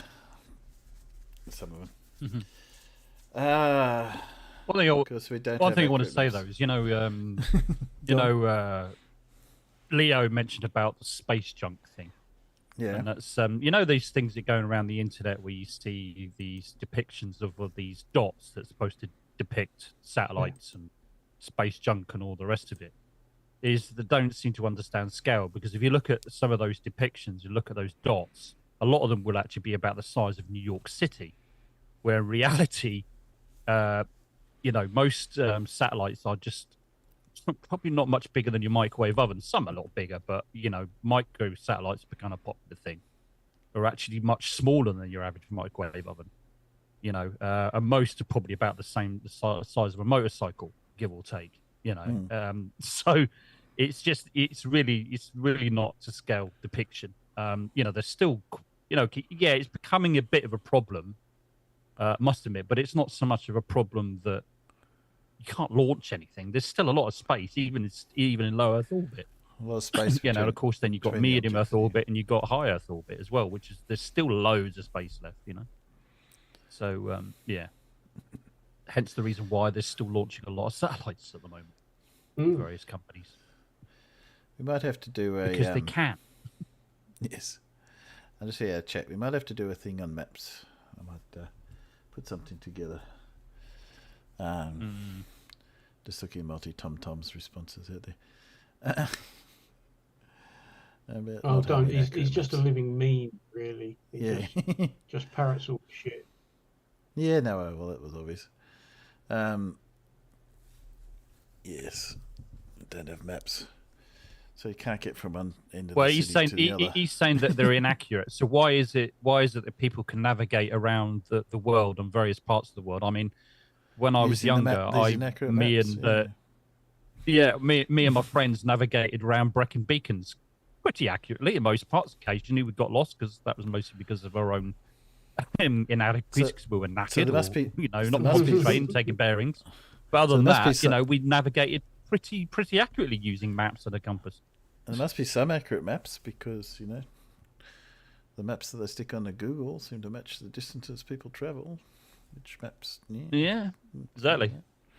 So there must be some accurate maps. So it can't be true to say all maps are accurate. I'm still amazed at how Cook was able to go around Antarctica. Got lost the other ship. They both said, "Oh, let's head." They both had a pre-arranged plan to find New Zealand, and not using Google or anything, we're able to both arrive at the same point. So must have some accurate maps to do that. Yes, that's a bit of a ignorant statement, that, I'm afraid. Come up with a new one. Well, get a flat earther. What do you expect? Yeah. Only local maps are accurate. Oh, okay. What's the extent of local? Is it me? Is it me, or does there seem to be a growing trend of going back to like 2002, 2016, 2017 arguments again? Yeah. It's like they keep referring back, and there seems to be a growing trend, especially this last month or so. It seems to be a growing trend with it, isn't it? Definitely. Farmers Boy, you pointed out was recently Farmers. Yep. Right enough, and you're right. Seem to be going back in time again. Back to the old arguments that have been debunked a million times before. Assuming they've got nothing new. How can they have nothing new? Because it's all bollocks to begin with.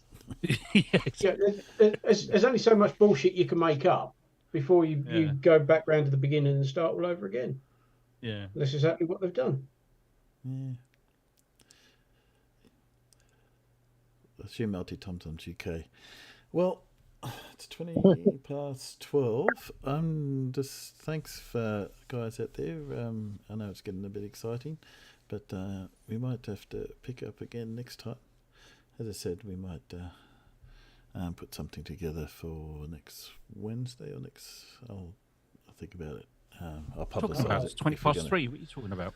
Yeah, I'll publicise it if we're going to do something. So I'm going to end the stream. We can hang around here for a little bit in chat. Go on.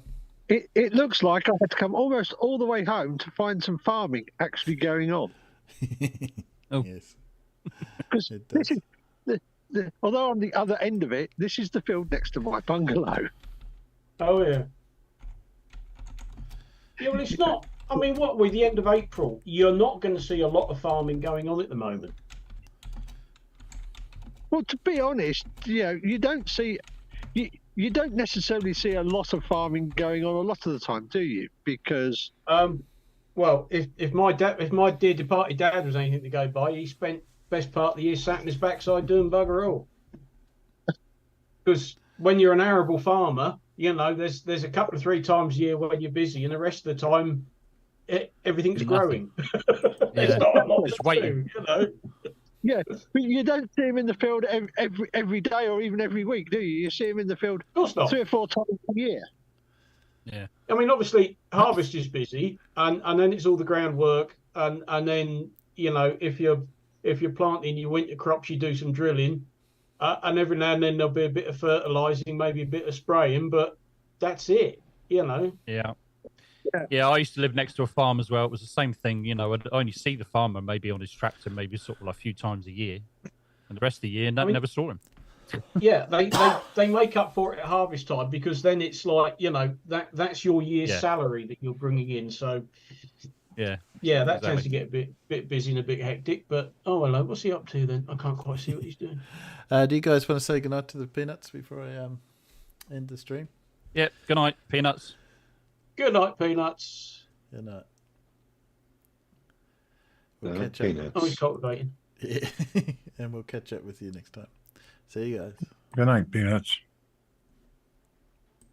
See you guys.